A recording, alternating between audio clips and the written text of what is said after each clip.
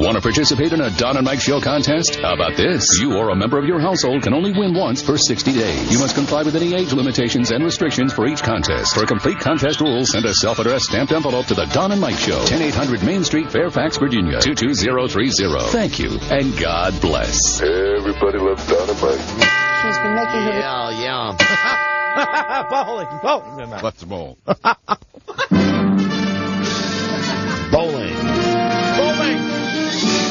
Bowling. Spanning the globe to bring you the constant variety of sport.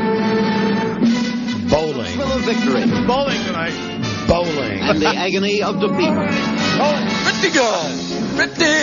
Pretty good. The human drama of athletic competition. Yeah. Bowling. This is ABC's Wide World of Sport. You know what? This is crap. We're going to stop this. We're just going to stop this. That's right, tonight, under the direction of Michael Pettis. It's the Don and Mike Show bowling team. Yeah, baby. With ringmaster Michael Pettis. Michael Pettis will be there. That's tonight. Directed and conducted by Michael Pettis. Our bowling team. Staff bowling team, Don and Mike Gutter Balls, your fighting balls. Take on the fighting heads. Don and Mike Gutter Balls versus the Pinheads. Exciting. That's tonight. Oh, just hours from now. In Fairfax, VA at Bowl America. Yeah, and I think that based on its location, we have home court advantage. Yeah, absolutely. We have home lane advantage. Come watch us put our fingers in the holes. Yeah, and, we're going to be ready to go. We're going to take our medicine before we go out there. That's right. It's where thousands cheer. Michael Pettis says it's the show of your life. Coach Michael Pettis guarantees a fine performance. And Coach Pettis comes out dressed like the ringmaster from Ringling Brothers Barnum and Bailey Circus. Yes, but the ring is down low at the base. Yeah, Michael Pettis presents. Anyway, that's, now I would be curious to know if Michael Pettis is truly a team player on the Don and Mike Show, and of course Michael Pettis is the general manager. Yes. He would probably be well advised to show up at our live appearance tonight. Right. Really? Well, he's here. Good. I know he's here. Let me see. What's his number? Michael Pettis. You think that's a good idea? Yeah. Well, here's the thing. If nothing else, he could buy drinks. Well, then it's a great idea. But I bet he'll tell us he has more pressing issues. Busy. Can't imagine what. But don't forget, he's our biggest fan. Let's get him a chance to show some of that loyalty, some of that love. Michael Hughes. Yes, Michael. Hey, it's Hi, Don and Michael. Mike. Hi, Don and Mike. Hi there. I hope you know that we're bowling tonight. Our bowling, so I've heard. Maybe you saw us with our bowling shirts on. Mm-hmm. Saw the fashionable attire, indeed. Yes, our bowling tonight. It's within spitting distance of the radio station. Really, you could stick your head out the window and loogie right on the place. That's why we're looking forward to having you there. Are you going to come? Can you make it? You going to show up? Oh, geez, I have a Redskins-related dinner tonight, unfortunately. Oh, that's a shame. Well, we wanted to throw out the invite. How kind of you. Thank you. Bye-bye. Thanks so much. There he is, Michael Pettis. Bye-bye. He'll be somewhere healthy. He hangs up much like Beth Ann hangs up. Yeah, can't wait. Yeah. He's gone. He's like the wind. Him Yes. and what's his name? Patrick Swayze. She's like the wind. Hey, don't back baby into a corner. Okay? That's right. Baby. That's all I'm saying. Oh, I love baby. Jerry Orbach. All right, that'll be tonight, Bowl America, Fairfax. Yeah. Come on out and just say hi. We're wearing our queer bowling uniforms, and most of us, with the exception of Mike, who's still on the wagon, will be drinking hard. Yep. Drinking long. That Wednesday can't come soon enough, as far as I'm concerned. We're talking about next Wednesday. Yeah, next Wednesday. Next a week Wednesday. from tonight. Just 1 week to go. I got 1 week left, 7 days. Right. Just 1 week to go. I'm really starting to wig out. I'm not dependent. Don't get me wrong. Right. I'm not dependent on Gotcha. it, but it's just the day-to-day pressures of life. That's why that was invented. It's as old as creation. That's right. That people have been chewing and drinking things to give them a little lift. That's why I drink. Just 168 hours. You can do it. You can do it. I had the thrill today before we start the show. And incidentally, none of this counts on our permanent record. All of this stuff about bowling and Michael Pennis, the show doesn't really start. That's right. We don't officially go on the clock of record until we play the Don and Mike song and the music starts. Right. Goofing around. So I can tell you that today I had the thrill of going to another accountant's office. This accountant is in the state of Maryland, even though he's dealing with estate stuff from my wife's estate. Complicated. Now, I'm not going to bore you with any of that and how I'm getting royally screwed by the state of Virginia. As always. But I do have a word for my fellow motorists. Outside, let me explain to you what happens. When you get dark clouds, generally that means raindrops will fall. This is not a reason to panic, citizens. No, not at all. This is not a reason to slow your speed drastically. Let me just say that I came within a nun's hair of being in what I believe was, as I counted as I drove past, as I was merging onto 270 from 370, numbers that mean nothing to anybody around the country. You just know these are two highways Big highways. merge into each other. Very I'm wide. guessing it's a road. There you go. I'm not kidding when I tell you 16 cars backing into each other. Oh. Now, I managed to swerve around it, and here's the reason. You're moving onto a highway. It's raining, but all the traffic is moving. A merge lane means this, and listen to me now, asses, and never forget this.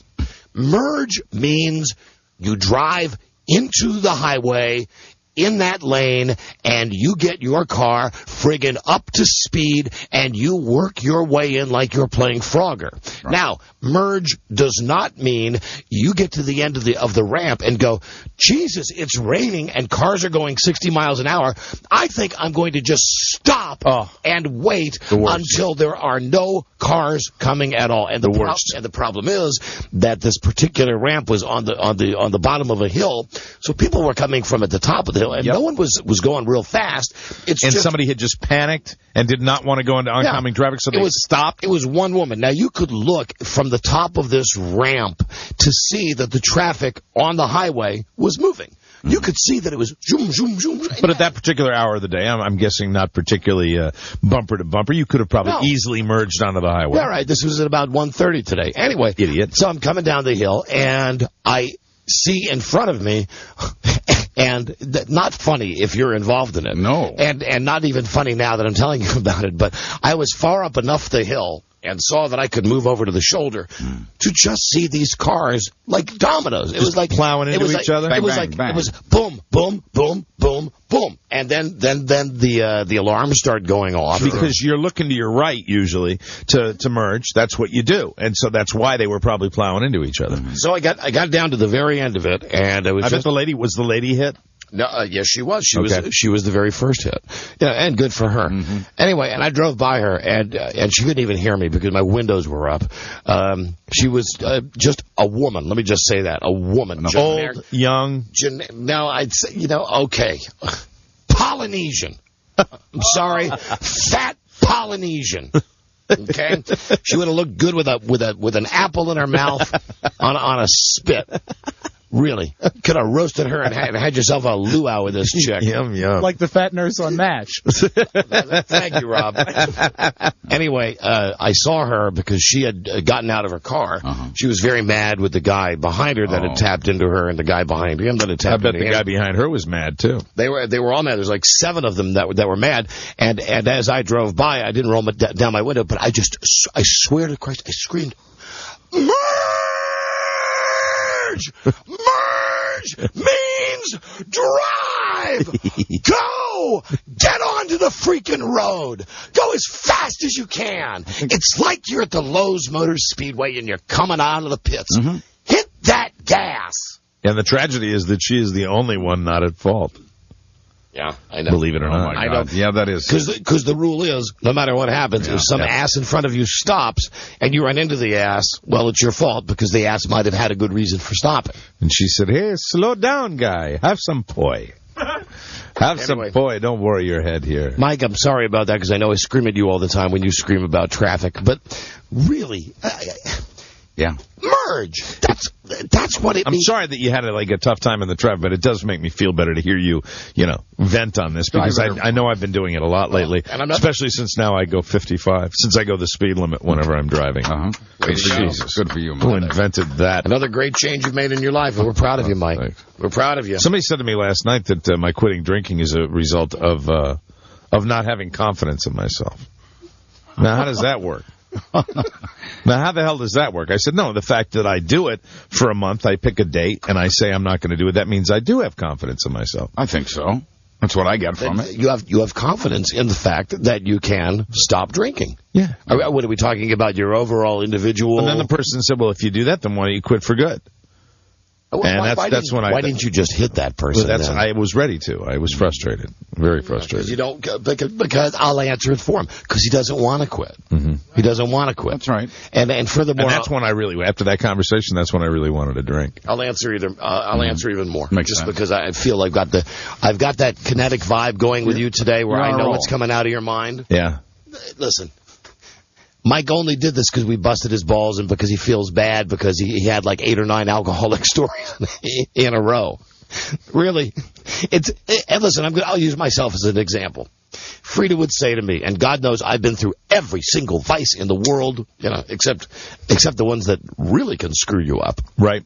But everything No, else, but I thought, but also... She would say to me, though, why do you drink every day? Mm-hmm. And I would say to her, I could stop at any time. And she would say, well, go ahead. And I'd say, well, I don't want to. Don't want to. She said, well, then why do you say that you can? And I said, well, all right, if you're going to bust my balls about it, right, I'll stop to show you that I can stop. Mm-hmm. And she would say, well, don't do me any favors. I said, well, great. I'm going to keep having my drink. I think that's where you're coming from on this. And also I wanted to really just detox a little bit. Mm-hmm. I wanted to clean my system out, and I feel better for doing that. Well, no, I really don't feel that. No. I mean, I've been violently ill during this period of time.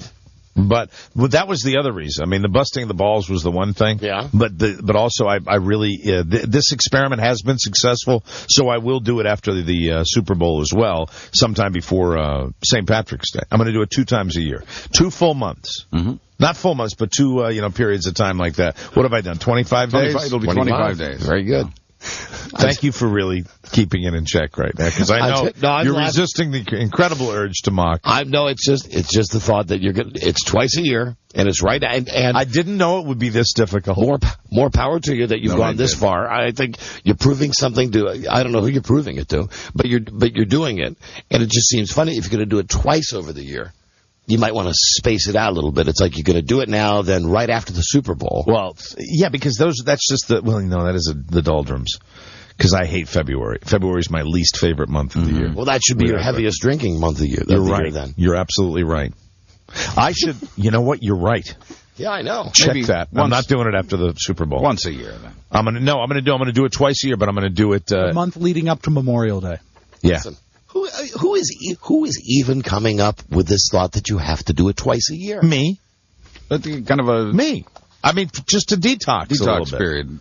Because I'm out more than you guys. I am. I'm out more, and I stay out later. But do you think really that makes a difference? I'm not playing. I'm being honest with you. I truly do. Okay. Mm-hmm. I think from a pure, hey, look. I think any month that I take off is one month that, you're not doing the damage. That's right. That's the way to look at it. Okay, good. That's the way. And it's also, can I be honest with you? Please. It might be like a dress rehearsal for the inevitable. Oh. That will never happen. If that day comes. That will never happen. Hey, it'll never happen if it's a choice. That's what I was going to say. You're gonna have to get some medical news to help you on that one. Yeah. We laugh, however. Okay? Now, in that case, I'd bet on you 1,000,000% that you wouldn't break it. Hope that news never comes. Perhaps by doing this, I'm also delaying that inevitable news. Yeah, it's a vacation for your liver and the rest of you. Yes. Anyway, okay, so Mike's not drinking tonight, and we're proud of Mike. The Mike's not had a drink for We are. for how long now? 25 days? No, It'll be it's 25 like days. 18. What is it? We must be up to 18 now if there are only 7 days left. It was the 29th was the last. What Day is number 18. Hold on, John Norman just brought in something for you, Mike. What did he bring in? 12 suggested steps of Alcoholics Anonymous. Yes. Is that real or is that like a goof thing from the intro now? Number 1, we admitted we were powerless over alcohol, that our lives had become unmanageable. Oh, this is the real thing, isn't it? Yes. Number 2, came to believe that a power greater than ourselves could restore us to sanity. Keep going. Number 3, made a decision to turn our will and our lives over to the care of God as we understood Him. I know he always works his way into these conversations. Number 4, made a searching and fearless moral inventory of ourselves. Not a chance. And why would you just say myself instead of ourselves? Just personalize I'm it reading towards it you. the way it's written Just on the personalize page. it towards you. Because Admitted to God and to myself and to another human being the exact nature of my wrongs. now, at this point, have you had a yes answer on any of these? No. Okay, keep going. Number 6, I was entirely ready to have God remove all these defects of my character. Yes. Number 7, Check. I humbly asked Him to remove my shortcomings. Number 8, I made a list of all persons I had harmed and became willing to make amends to them all. Number 9, I made direct amends to such That's why people. you'll never be able to get into that program. Me either, incidentally. I made direct amends to such people wherever possible, except when to do so would injure them or others. Number 10, I continue to take personal inventory, and when I am wrong, promptly admitted it. Number 11, sought through prayer and meditation to improve my conscious contact with God as I understand Him, praying only for knowledge of... You know what that sounds to me like? Freedom from constipation. The girls list. TCB. Number 12, having had a spiritual awakening as a result of these steps, I tried to carry this message to alcoholics and to practice these principles in all our affairs. This is your standard thing for That's AA. right. All right, so there you go. How many are there? 12? They're 12. Okay. Yeah, And how many yeses did we have? We don't have one. There you go. Yeah. You're healed. That's it. You don't need it. Throw it away. Spit on it. Maybe 10. Well, The personal inventory thing, take a little stock, when I did this. But, I'm not doing this permanently. Right. I'm freaking myself out reading this. hi, John. They're really not yes or no's. They are processes. They're assignments, Okay. as it were. All right. I guess I should probably keep this in my wallet for when the time comes. Nothing like having a little advance notice. Sure. Whoa, it's going to be tough. I think it's like the 10 We won't be working together by the time I do this. I think, no, we won't. I think it's like the 10 Commandments, Mike. I've always told you. I think really, if you can, really it's a one commandment deal. Don't kill anybody. Beyond that, so, I'm kind of the same with those rules. I'm sure there's one that applies to you, but really. Yeah, it's frustrating. But, life is good. Right. If freaking people would just learn how to merge their cars. That's right. Then I'd be happy. That lady's Then I wouldn't drink all night. full of it. Hello, Don and Mike. Guys, Yeah. my wife is the absolute worst at that merging thing. I really need to get a tape of that so that somebody else can yell at her besides just me. Yep. Well, really, you should yell at her, sir. You should grab her by her hair while she's driving the car and you say, listen, honey, push on the gas. It's remedial. It's like somebody that doesn't, eat their vegetables and continues that through their adult life. It's like somebody who doesn't learn to read. It is a remedial driver's education process. And some people can't get by it. And then they get their license by luck. Mm-hmm. The driver instructor lets them slide, and they get their license, and they still don't learn how to merge. And we really are going to have to officially start the show here in just a moment. Wasn't that the hardest thing? For me, it was, as far as when I was taking driver training, the most nervous was the big merge onto the highway. Merge. That's going away was the scariest thing. We all learned to do it, and then it becomes automatic. Come natural to me, Mike. I know I'm doing it with my eyes closed. I know, Thor. You didn't have any problem with it whatsoever. you basically hit that merge at 80 miles an hour. That's right. Right.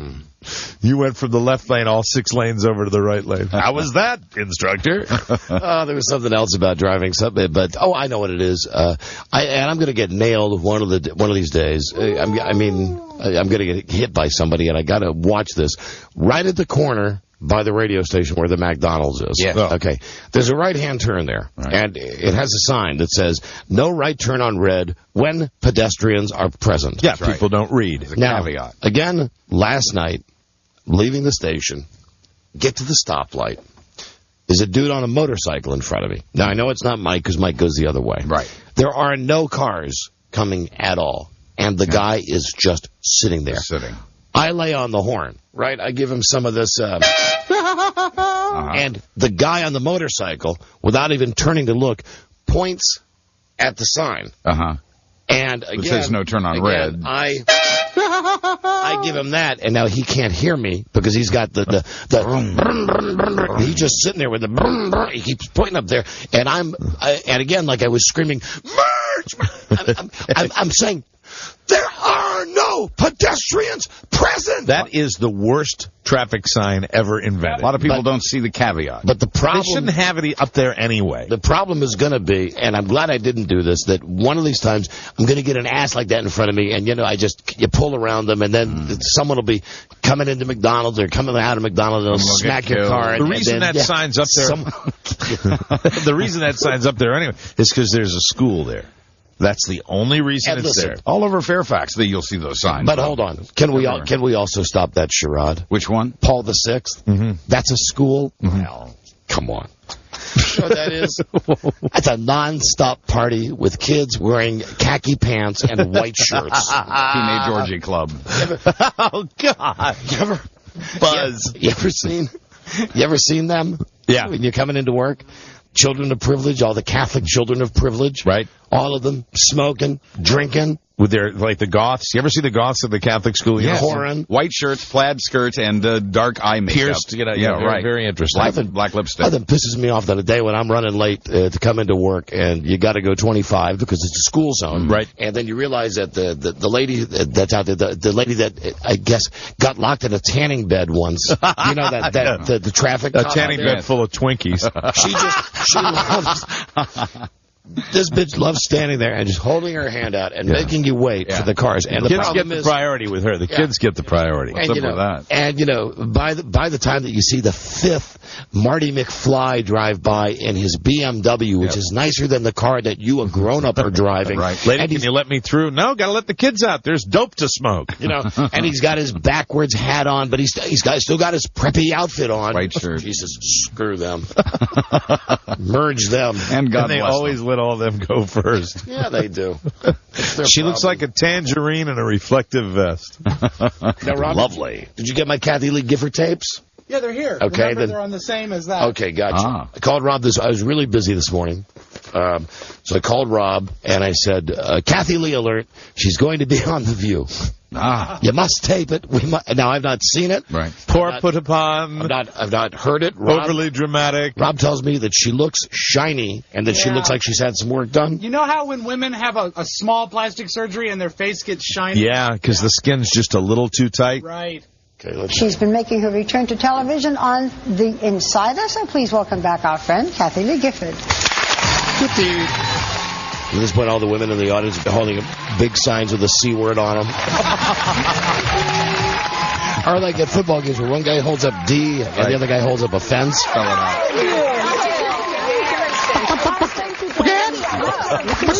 How you doing? Hi, everybody. Nice to see you. Hi, everybody. You haven't had the chance to weigh in on different opinions for a while, so... I don't like to weigh in anymore. Well, you can weigh in now. You want to weigh in? All right, hold on. We'll stop that. There's like 10 minutes of that? About 6, I think, yeah. About Seems like 10. Okay. She was topless, wasn't she? Yes. She and Barbara. Those trophies. And how about, every now and then, I know it's been done for a million years, but you forget the Barbara Walters speech impediment. I go back to the wonderful Gilda Radner that used to do that great. But you hear, Kathy Lee Gifford. Kathy Lee Gifford. One more wacky tape. This one we do have time for. Is driving easier when Mr. T is in your car. Now, I don't know if you guys have GPS or OnStar, one of our great sponsors here on the show.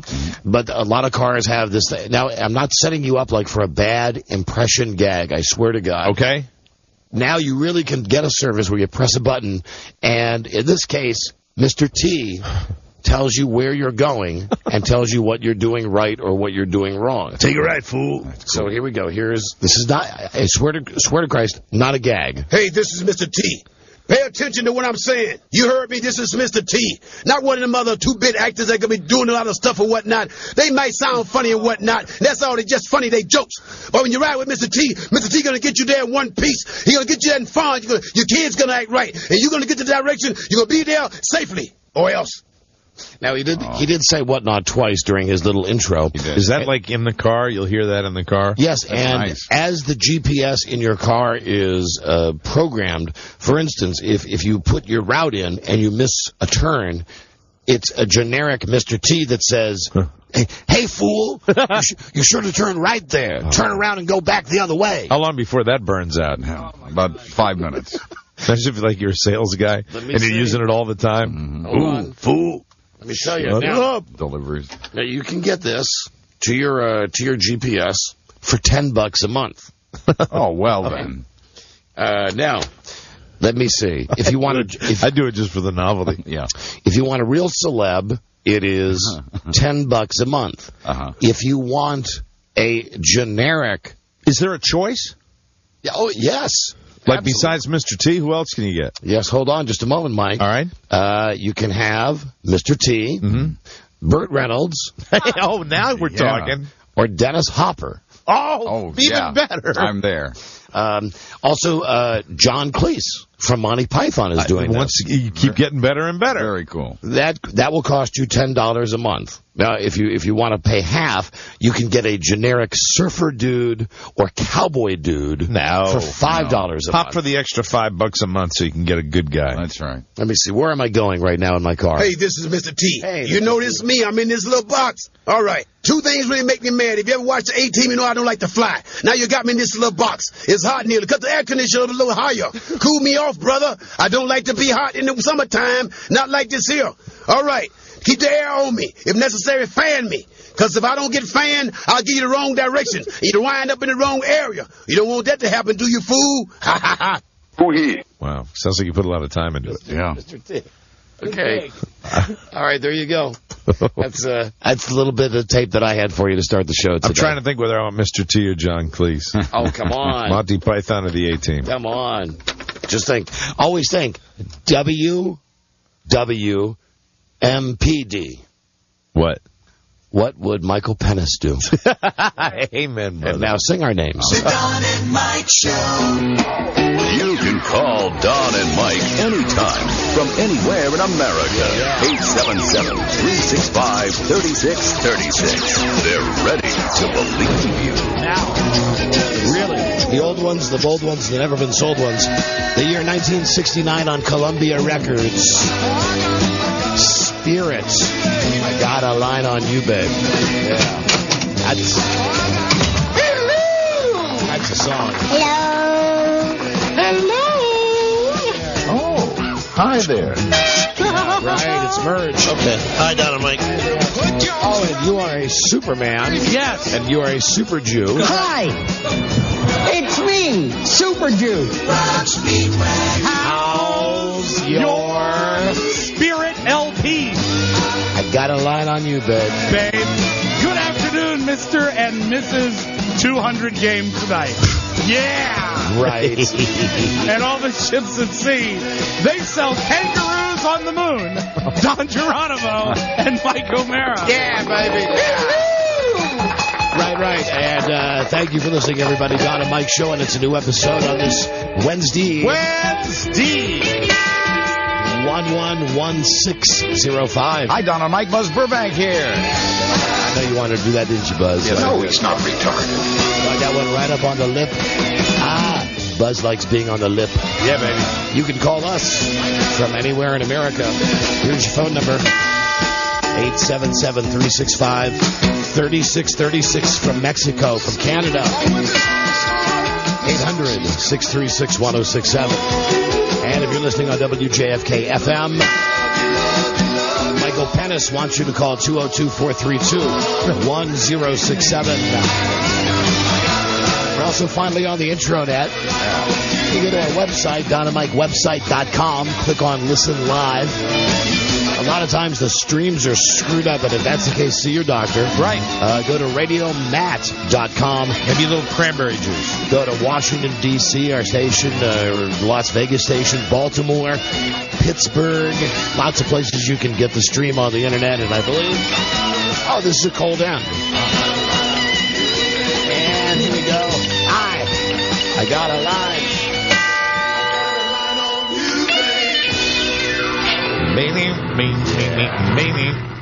Yeah. Very nice. What is that?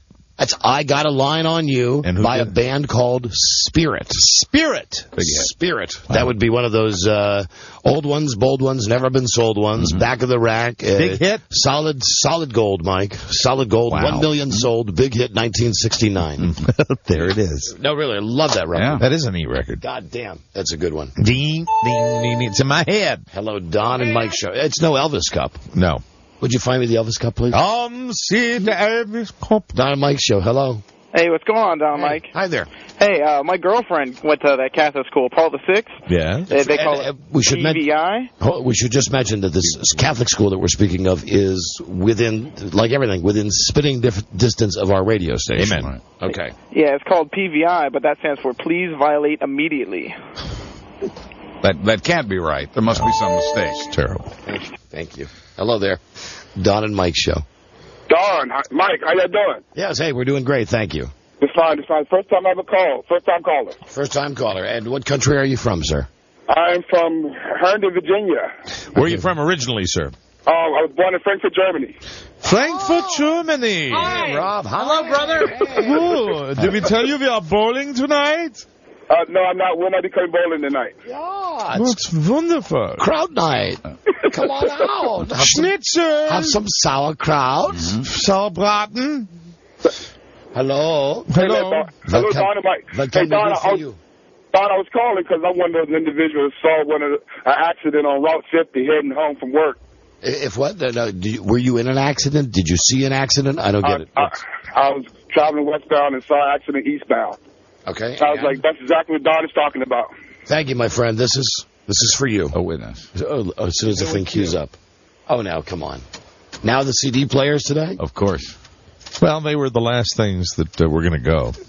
They are the most modern piece of equipment we have here in the studio. Yeah. Compact discs. They play these shiny discs. It's they're new. They're better than cassettes. There we are. Here we go. This is for you, my friend. The call in the show with a good traffic relatable. Because who can't relate to people driving like asses? Sorry. It's his fault. It's never your fault. No, it's my. I should have known that one. He jumps in too early. It's his record. And what's this guy's name anyway? Pedro? What's his name? Reem Elvis. Reem Elvis. Reem Elvis. Reem Elvis. Keep the cup with joy. Now he wants to remember the king with a song. To tell everyone you love this man, that the cup is for everyone. Here we go. Here's the hook. Come see the Elvis Cup, and I'll still this what's up. Hey, this is Mr. T. Pay attention to what I'm saying. You heard me. This is Mr. T.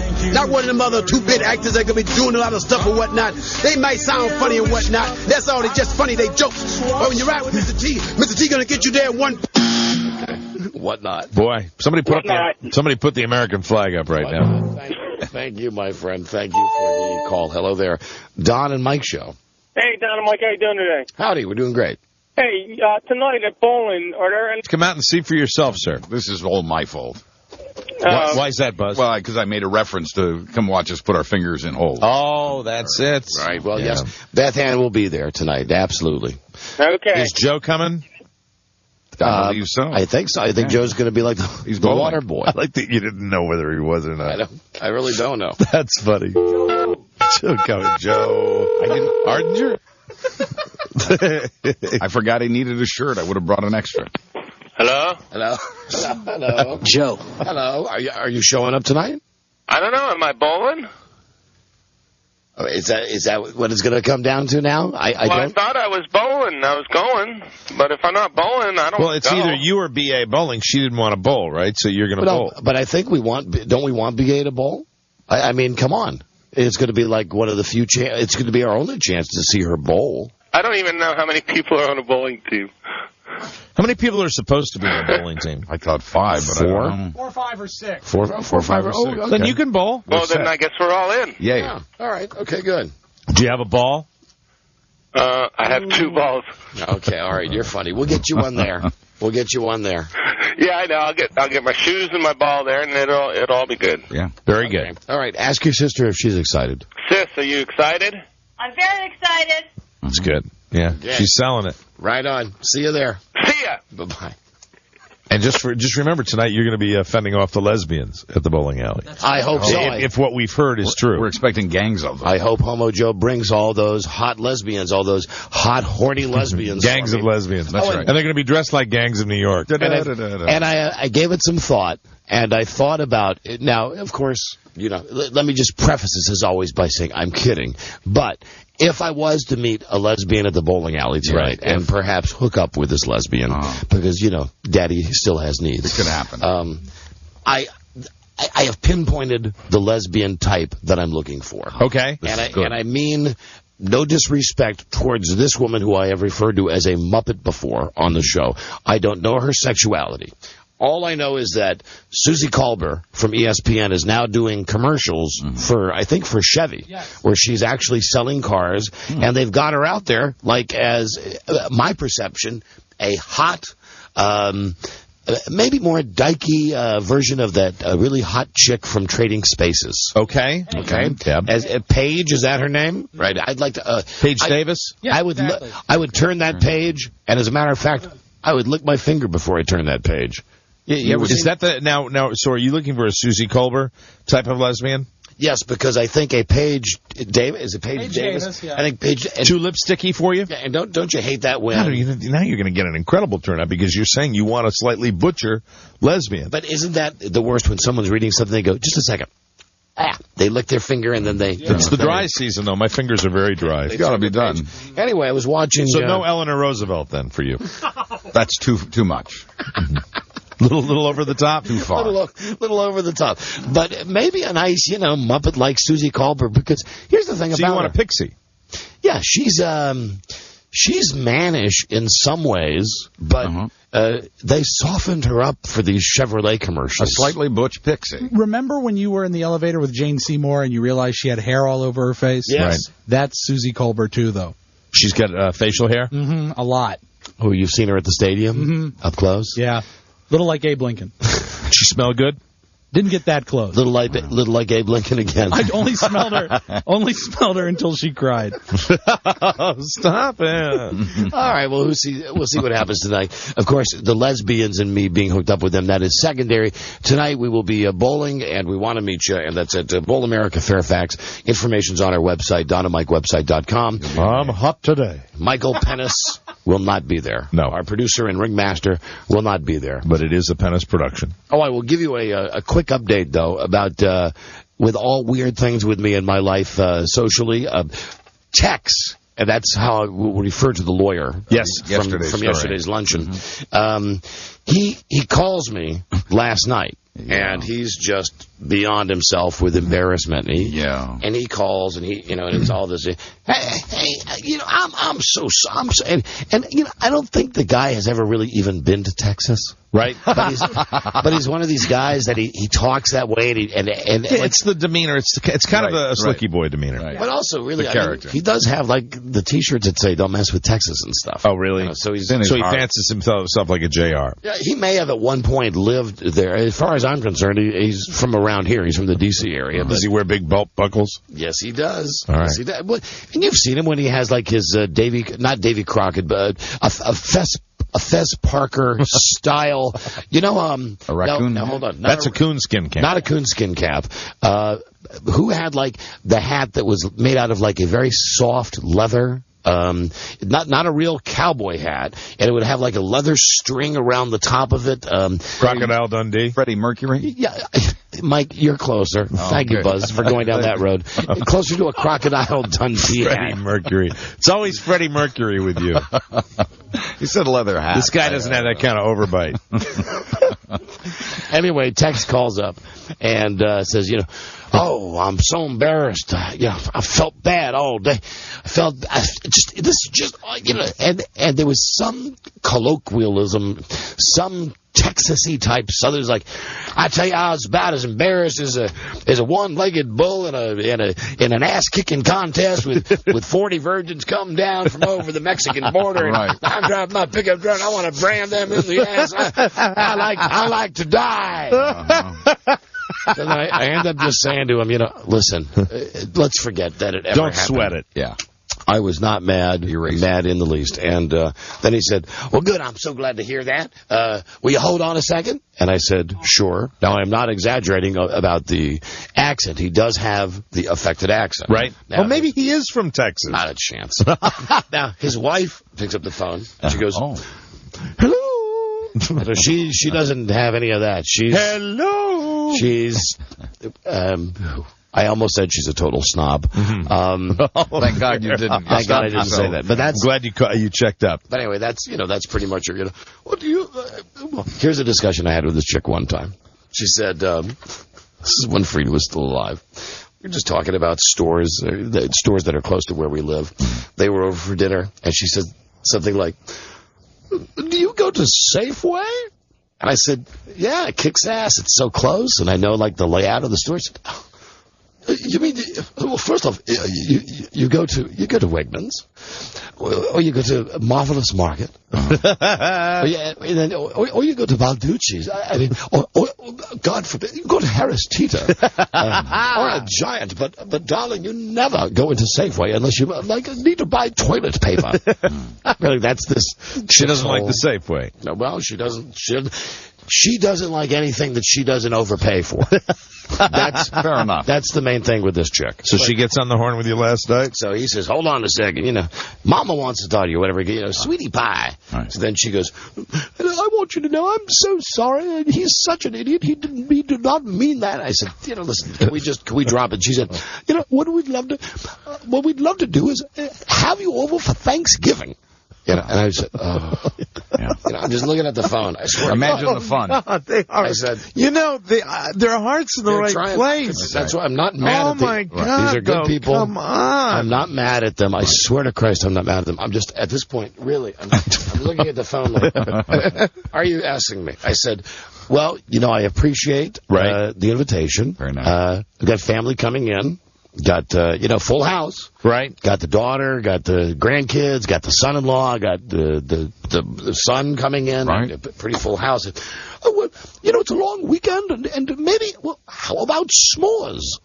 I said, s'mores? Oh, my God. She said, are you going to go on Thanksgiving weekend? Are you going to the game? Or whatever. I said, I guess it's the Chargers game on that Sunday.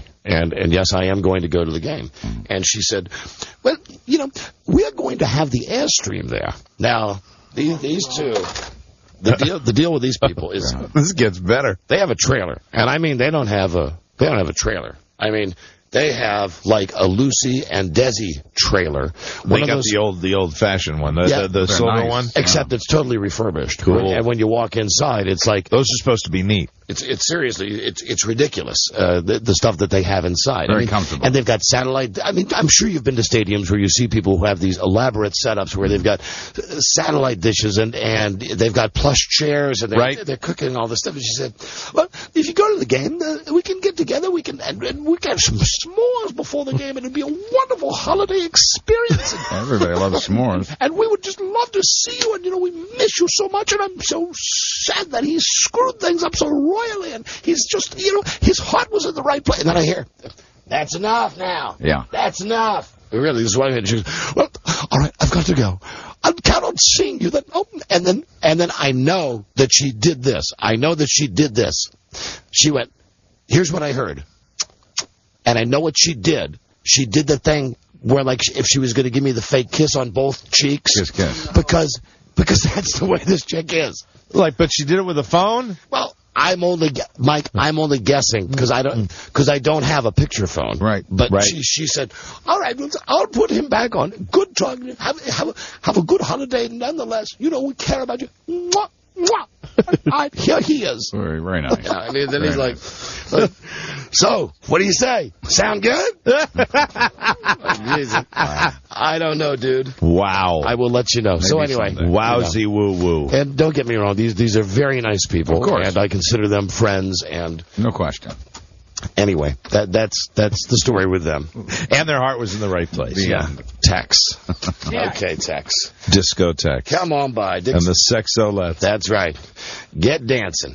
Get dancing. It's neat discotheques. Now, when he said something, as a matter of fact, now that I think about it, something like, you know, and if we could get together for Thanksgiving, I mean, it'd be nice, you know, we'll have the whole family there. And he did say Daddy will be there, because his dad, his dad who's the big... Josh Ewing? His dad is the big kahuna. Said, and I promise you, no dates, no surprise dates, nobody there for you to meet, nobody that would even want to talk to you. You can just do what you like to do. Sit by yourself. You know. Good to know. Well, you know, and then I said to him, boy, that does sound tempting that you're inviting me over to your house for Thanksgiving so that I can sit by myself. He said, you know, well, see now, this is why I can't figure you out, right? Because you really don't like to socialize, but you got to get out there. Right.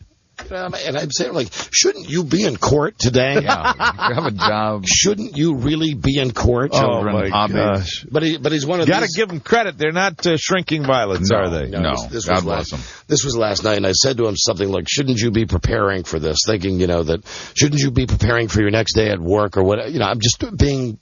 just goofy with him to get him off the telephone. Right. And he said, well, I'll tell you what, son. Didn't say son. I'm exaggerating. He said, I'll tell you what. But you're trying to give him a little foghorn, leghorn. Boy, I'll say, son, I'll say.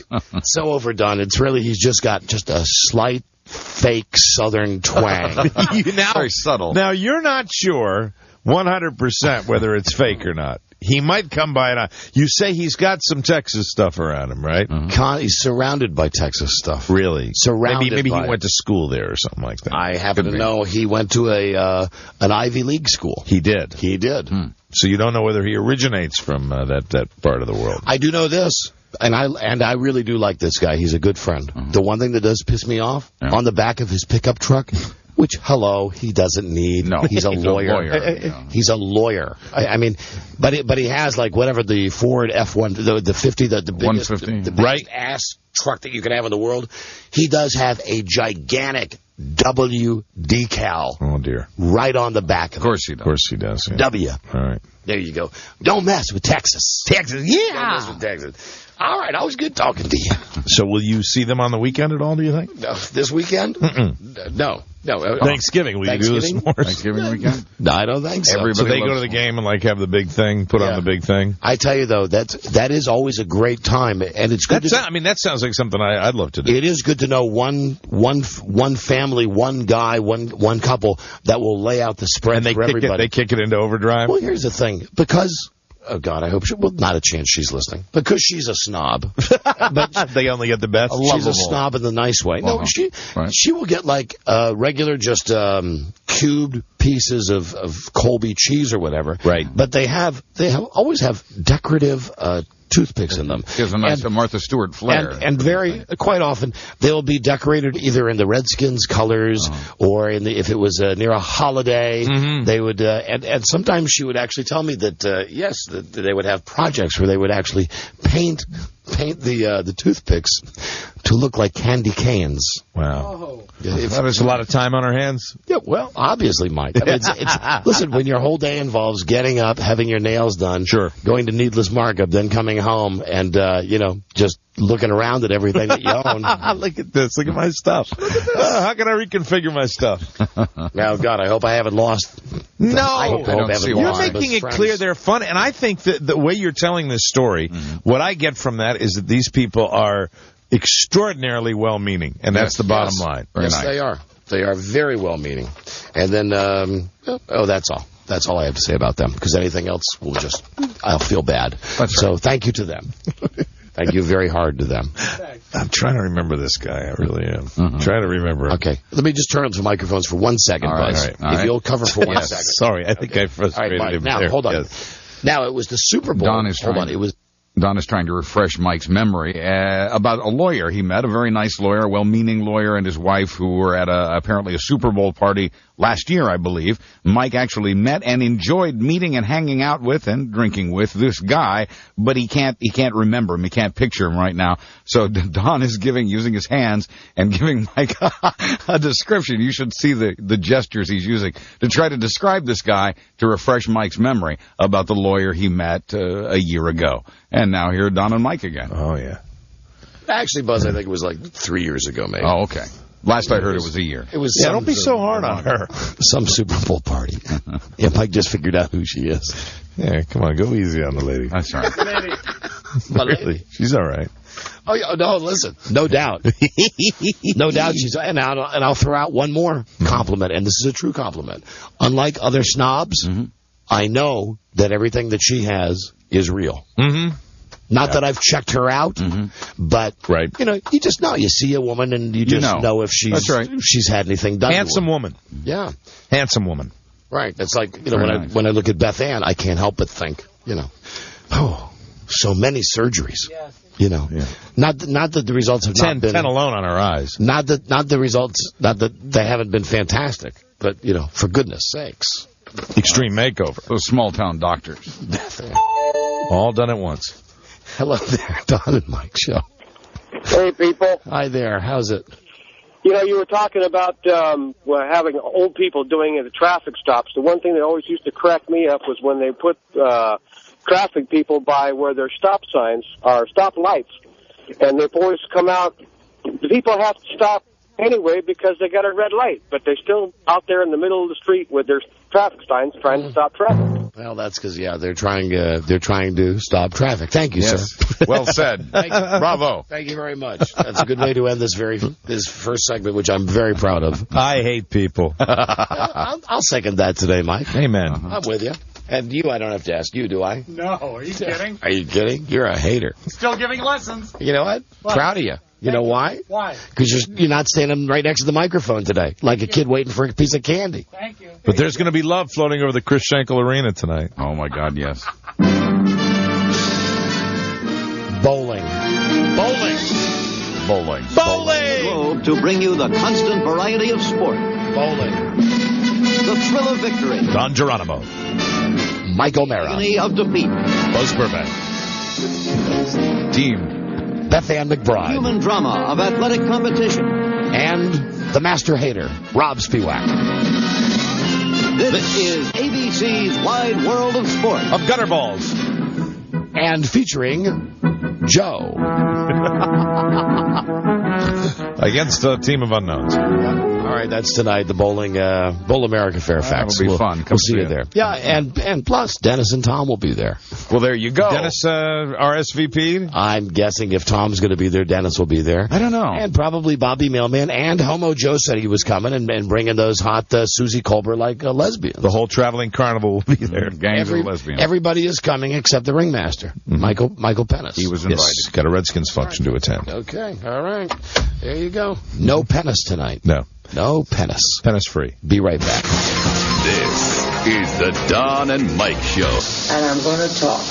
I wanted to believe, and I tried my damnedest to believe in the rainbow that I tried to get over, and I couldn't. So what? Mike O'Mara. Oh, hi. The Don and Mike Show. Thank you. Joke. Stay classy, Sacramento, with Don Geronimo and Mike O'Mara. Oh, we've got a bunch of entries. What are you doing, retard? I don't know. He's excited about the bowling.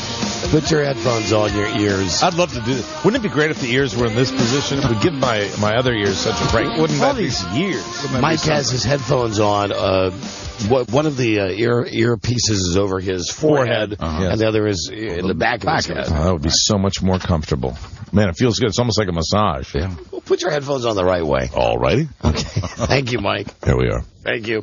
But your sunglasses would fall off. You know, we've got a whole bunch of entries from the website in the Send a Soldier to Get Laid contest from the Bunny Ranch.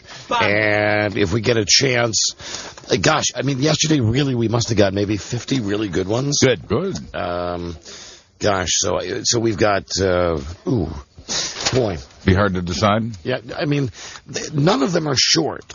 None of them. Well, I would imagine you got a hell of a lot of stories coming back from there. Right. None of them are. All right, here's the shortest one. I'll just read you one, and I've not pre-read any of these. Bethann just put them all into a gigantic stack. Here we go. Dear Don and Mike, first of all, I am a Marine, but am not scheduled to deploy until early summer to Iraq. You know what we say to that? Bye-bye. Yeah. Use your right hand. I mean, thank you for serving the country, but right. You got to be, it's a veterans thing. Right. You got to be over there and have come back. That's right. Okay. Let me see. Hello, Don and Mike. I'm writing on behalf of my best friend since the age of 13, Travis Steele. He is currently serving in Iraq. Sounds like a porn star. Yeah. That's what we're looking for now. Travis Steele. In Iraq as an MP in the 49th MP BDE. As an MP, he does daily patrols of Baghdad, where he's the gunner on top of the Hummer, basically the only target other than the vehicle itself. Wow. He is truly one of the most fun, good-hearted people I know, and since he arrived there, he has become quiet and sad, which is uncharacteristic. Then it goes on. The man has slept through hurricanes and earthquake, yet he's had yet to have one night's sleep in Iraq, as mortars go off so constantly. Wow. He's woken up every 30 minutes. I've hated to see my best friend totally change who he is, and he's coming back for Christmas. I know that this would not only be a great thing for him, it would be a great thing for America. I could stop there. I got him addicted to your show before he shipped out. I know he listens as much as possible via the Internet with the time difference. I don't think he can listen very often. I realize there are probably lots of people applying for this contest. I'll end it by saying thanks for the opportunity, and we love the show. Now, that's a finalist right there. That's a good letter. Right. Yeah, I like that a lot. I really do. And, hey, you're the gunner on a Hummer. I mean, my God. Yeah. Yeah. That tells you right there. I mean, if you're doing, you had me with daily patrols of Baghdad. Jesus. There you go. So keep them coming to DonamikeWebsite.com, and I guess sometime right around Thanksgiving, we'll try to find a serviceman or woman that's coming back from Iraq, and it doesn't have to be right at the holiday. Yeah. Because that was another concern that people had. Like, I've got Bethann was telling me we got one from a guy really deserving, but he's not going to be back until February. The best of my knowledge, that Bunny Ranch is open 365 days a year. True. I think so. I think, I think as a matter of fact, it's probably the only other place that I know of for a fact that's open every day of the year is Playland on the boardwalk in Ocean City, Maryland. Wow. They're open every day? Yes, they are. You can, if you want to, if you are so inclined, if you are such a freaking loser, you can go to the Playland arcade on the boardwalk in Ocean City on Christmas morning and play skee-ball at 7 a.m. And is that their claim to fame? So they've said that for years? Well, the big sign says open 365 days a year. That's the cherry shift, isn't it? The 7 a.m. shift at the Playland arcade. And I mentioned that because one time when Bart was little, that's what he wanted for Christmas. I mean, the big deal was he said, Dad, can we go to the arcade on Christmas morning? Well, that's kind of cool. Yeah, well, were you alone, or were there other people there? No, are you kidding? It was Christmas morning. So it's me and my kid and the big fat guy with the butt crack showing, the guy smoking his Newport going, Merry Christmas. You want to stay away from lane number 3. Seems to have a bit of a lean in it. Sticks. But he was happy. That's the important thing. No, I'm kidding when I say it was only us there. The place was crawling with Jews. I mean, lots of... Right. Well, go figure. That was for you, Rob. Just another Thursday. So anyway, open all the time. Absolutely open. How early, just out of curiosity, how early did you roll over What time there? did you make it there? Opening 7 a.m. 7 Oh, my a.m. God. Because he was up at 5, right? Yeah. Joe. That's all he wanted. No, Don and Mike show. Hello, this is Don and Mike. Who's this? Don, this is Josh from Ocean City, Maryland. How you doing? Josh? Doing great, Josh. Turn down your radio, please. My radio is off. Okay. Are you guys on the air? Yes, yeah. But it wasn't, was it, Josh? Yes, you are. No. You are on the air. You guys sound absolutely completely Josh, different over the phone. I hear something in the background. We hear something like a radio or a TV. What are we hearing?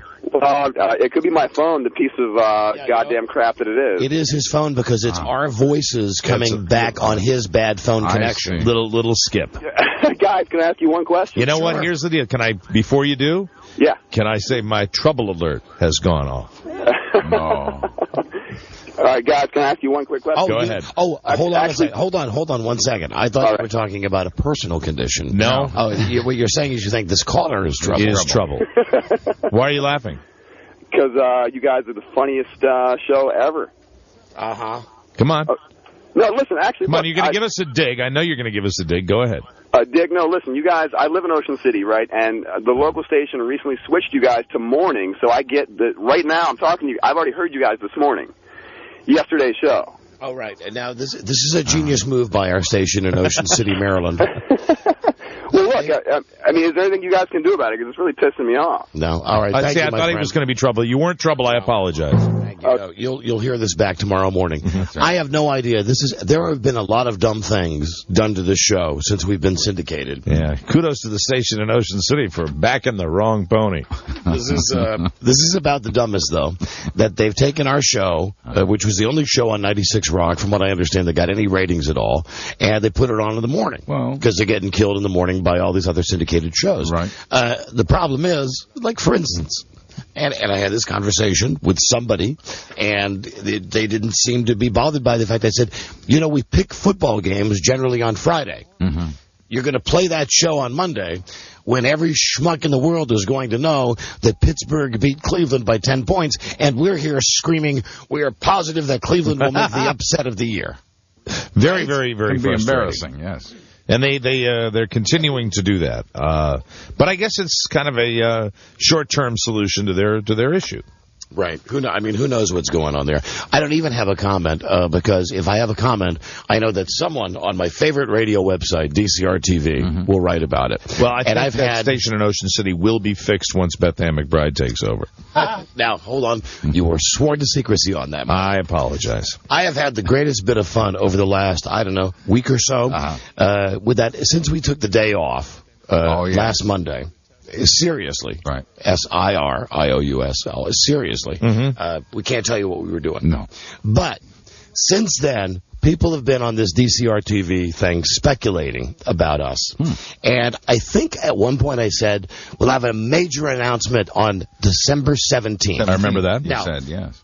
This is what I love about these Nimrods. No, December. Not November. Month from tomorrow.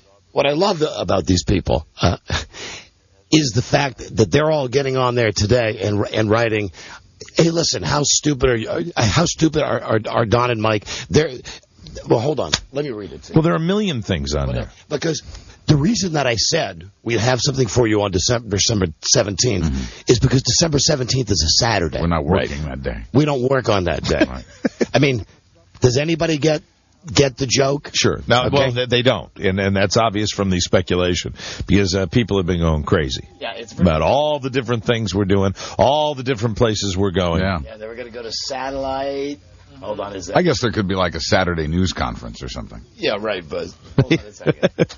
Cameras gathered around. Some of this is actually airworthy. It's fun. Guys with notebooks and hats. I mean, I've had a lot of other stuff going on recently, and I've really chilled out about the internet as opposed to where I was at right after Frida died. That's probably good. So now it's a funny thing. Rob will call me up and say, hey, you should take a look at it today. I go, why? I go, like, there's 40 people writing about a throwaway comment. Right. Hold on. Here we go. Just a couple of these. Let me scroll down. Where's the ones about us? The internet's fun. Hold on. Because, God, they do love just... there's no way Don and Mike will be making any announcement on the 17th. Don't they usually blow town the second week of December and take their infamous 6-week Johnny Carson-like vacation? Friggin' slackers. I now open the floor to all of you radiophiles who want to retort with, well, if you pulled in as much as Don and Mike do, wouldn't you take 6 weeks off too? Morons. Don and Mike are full of it. Everyone knows it. If they were truly going to announce a big change in their show, wouldn't they do it now when all of the buzz about radio, satellite, and terrestrial is so hot? They will probably announce BA's leaving. That will be the big announcement. There's another individual that has it all figured out. I love these people that profess to be experts. I mean, they're speculating. They're smart people. But they're presenting it in such a form as to say, I know this. Okay, here's another one. R.E., Don and Mike's big announcement. Folks, they got you again. We're entering the final month of the fall ratings book. They are playing the Please Listen game with a handful of people who still care about their show. That's right. It's a rating stunt, period. End of story. Now, just let me tell you this. We are giving this attention now because, frankly, I know we're all in agreement. We think this is funny. It's funny. These things that they are writing about, if you were to just read this, you might think that Mike and I spent maybe an hour, 2 hours a day screaming about it. We're talking about throwaway comments. And really, you will agree to this, that the reason we did this was for our own amusement. Yeah. And our own amusement because we know we can say that and then go read about it on this. Isn't that fun? It's fun. Yeah. I said it a few weeks ago regarding Don and Mike. Never has a show promised so much and delivered so little. That's us. The haters. They are masters at self-promotion. Over the years, they have hinted countless times at secret meetings, things they couldn't tell us, big things on the horizon, and phony slips of the tongue to intimate this or that. Most of the time, their cloak and dagger routines aren't even addressed as time passes and harmlessly vanish until the next time they start giggling about a new clubhouse secret. The swirl of commentary and speculation on this site is as likely just a bunch of BS and a part of their plan to keep their names in play while Stern leaves and the junkies get mourning. Don, way to keep our names in play. Yeah, because that's what I live for, Mike, because as you know, the industry really counts on DCR-TV. We had almost been forgotten. Hold on. There's some more. Because these are too funny. And people get ramped up about it. This is, I guess, the type of thing that gets this website really going. For some people, that radio, I guess, is a spectator sport. Let me see. Okay, hold on. Here's a couple people who do get it. Hold on. Someone writes, I would imagine Don is messing with us about December 17th due to all the speculation on this board. Somebody gets it. And the fact that even though Don and Mike picked the 17th as their 20th anniversary, it was pointed out on this board that the 17th is a Saturday. Bingo! Scientists. Here's another one. Just to correct one of the previous posts that Don and Mike will be announcing their move to satellite radio on December 17th, I wouldn't place too much stock in that. Why would he announce it today, allegedly by mistake, if it was happening over a month from now? Everyone knows that Stern's contract was up, and he announced he was leaving when the FCC started cracking down. Aren't Don and Mike in the middle of a 5-year contract? I don't think they'll be going anywhere anytime soon. There's somebody to do a little thinking. Okay, hold on. Let me scroll down a little more. I'm sorry. Oh, hold on a second. Here you go. Here's about you, Rob. Oh, they love talking about Beth Ann as well. Yeah, that's another big one. Didn't Rob A get the executive producer job after Diana left 10 years ago? I thought they demoted him because he couldn't cut the mustard. Can somebody fill me in on... Rob says you're the best. True. Can someone fill me in on what happened to Charlie Broyhill? I moved to Chicago a few years back. By the way, Diana is now she's another one of our former producers. Right. Is a firefighter paramedic here in the Chicago area. Ran into her conference a few months ago. That was a surprise. Here's the next one. I'm sorry, but not surprised Beth Ann is leaving Don and Mike because of salary. All broadcasters know that management devalues the non-glamorous but important support positions. Okay, let me go down a little more here. La, la, la. Almost sound like Dennis Murphy there. La, la, la. Come on, where's... Come on, bull. Let me see. Then they want to write about how much they thought Beth Ann was making. Hold on a second. I think Don made it perfectly clear about some rumors he had floated around here with his comments. He did mention legal trouble for adding benefits for people who used to be with the show. This is about Beth Ann's money situation again. Right. And he had stated before about paying Rob and Charlie's health benefits, but the company wouldn't do it. I agree it's a total shame the company would let someone talented go over money, especially living money. It wasn't like Beth Ann was living in a rich area. She wasn't making enough money to survive on, and that's sad. They have her address? She ranks below Frank and Diana. Yeah, that's where it gets just a little scary. Yeah. She ranks below Frank and Diana, but above Charlie, Lisa, and Rob, who really gets no rating because he only had the job for 6 days. True. And then here's where the guy from the website writes something, and I mentioned this the other day. Dave's response. I don't know how these things work, but couldn't Don just set up his own production company for the show and sell the show as a package to JFK? That way he could decide how much his executive producer gets paid. I think if Beth Ann really wanted a raise and Infinity wouldn't give her one, Don should have used a little influence, Tony Soprano style. To me, it sounded like he wasn't all that sorry to see Beth Ann go. Oh, God. I had a boss like that once. Yeah, I was a smart ass and making too much money for this little trade pub rag. And when I quit, he was so sorry to see me go. Yeah, right. Oh, my God! God! People projecting their own experiences into this. The energy. Yeah. Hold on, come on. It really amazes. You got to admit it's funny. You got to admit it's funny. The effort, the math. It's funny when I read it. It's interesting hearing you read it because it's absolutely. I just like the more way sinister for some reason. I just like the way Don washed his hands when he said it's not up to him to give anyone a raise. I guess that's why Rob A's still with the show, huh? I don't believe he works at an intern salary, does he? Well, heck, he had Charlie for almost 20 years. I'm beginning to wonder why Charlie, quote, left the show with a baby on the way. Come on, pal. Please put in a good word for this producer. Right, because that's what I live to do, is screw these producers. Yes. Right. They never do anything to screw me on their way out the door. You'll never work in this town again. Yeah, that's right. Hold on a second. Let me go down a little more, because these are... Don't you agree? Oh, it's amazing. And the tiniest little throwaway comment. Yeah. Hold on. Let me scroll down. Oh, I hate seeing other people's names on here. Yes, I want to let you know Beth Ann has announced she is leaving the show. I've listened to them, and she said she will be there through the 20th anniversary. She said she is leaving for the money she could not afford. Congratulations to Dave, that's the website guy, on the BA poll, because I guess he had the rumor up. Let's pray for the return of Frank Murphy. Yes, let's. And then here's Dave's... The memories are amazing, too. I mean, really, I like it. Here's Dave's response. Geez, first Frida dies. Now B.A. is leaving. Plus, with Stern's departure, no more Robin Quivers. It's starting to sound like W. Male at 106.7. No girls allowed. All day long. Oh, all day long. Type. Oh, people. And the thing is, still, no matter what happens, you'll never really know. You'll never really know. But keep speculating, because I do like reading it. I enjoy reading it, too. I read it every day. Entertaining. Let's see. There's a plug. No, I'm not going to read a lot of this. There are some stuff. There is some stuff like, people do like us. I'm not going to read that. Hold on a second. No, there's no point to that. I disagree. Scroll down, Buzz. Scroll down. Okay, here's somebody who actually gets it. All these posts about Don and Mike, and if B.A. is actually leaving and Rob A., and if Don and Mike are going to stay on Free FM or going to satellite, people, please, get a life. It's just a radio program, and if it's somehow an integral part of your life, very sad from my view, that's great.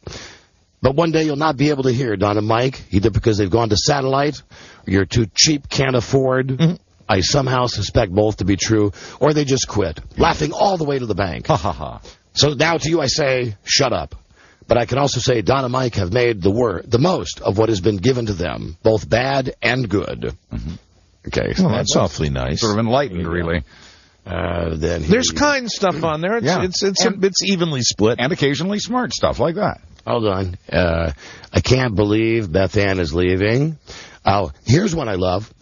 If Beth Ann does quit Don and Mike, how long before the sexual harassment suit comes down? Oh, my God. Right. Oh. I'm going to say 6 weeks. Yeah, because, God, have I been over the line with her, and especially off the air. That's why we call you Mr. Hands. Wow. I think they meant she's going to sue you guys. Here we go. January 15th. A lot of stuff going on in the office. That's for sure. Here's another one. Hubba. Run for your life, Beth Ann. I, for one, never thought you fit in all that well in the first place. You're a good sport to suffer the abuse these many months. What was the last straw?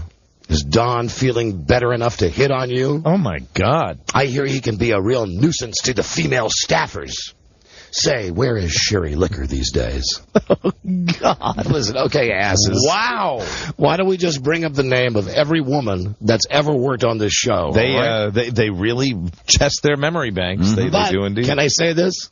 I love all of you little brains. The thing that I don't say, that I really don't say, the reason that I love doing stuff like that, I mean, there was a time when I was mad when they would print the wrong ratings, or when they printed my address on the internet, or stuff about freedom. Right. But stuff like this, just pulling your wangs, it's fantastic. It is fun to read. Enjoy. It's a blast. I mean, who doesn't like, no matter what, who doesn't like reading about themselves? And also consider this.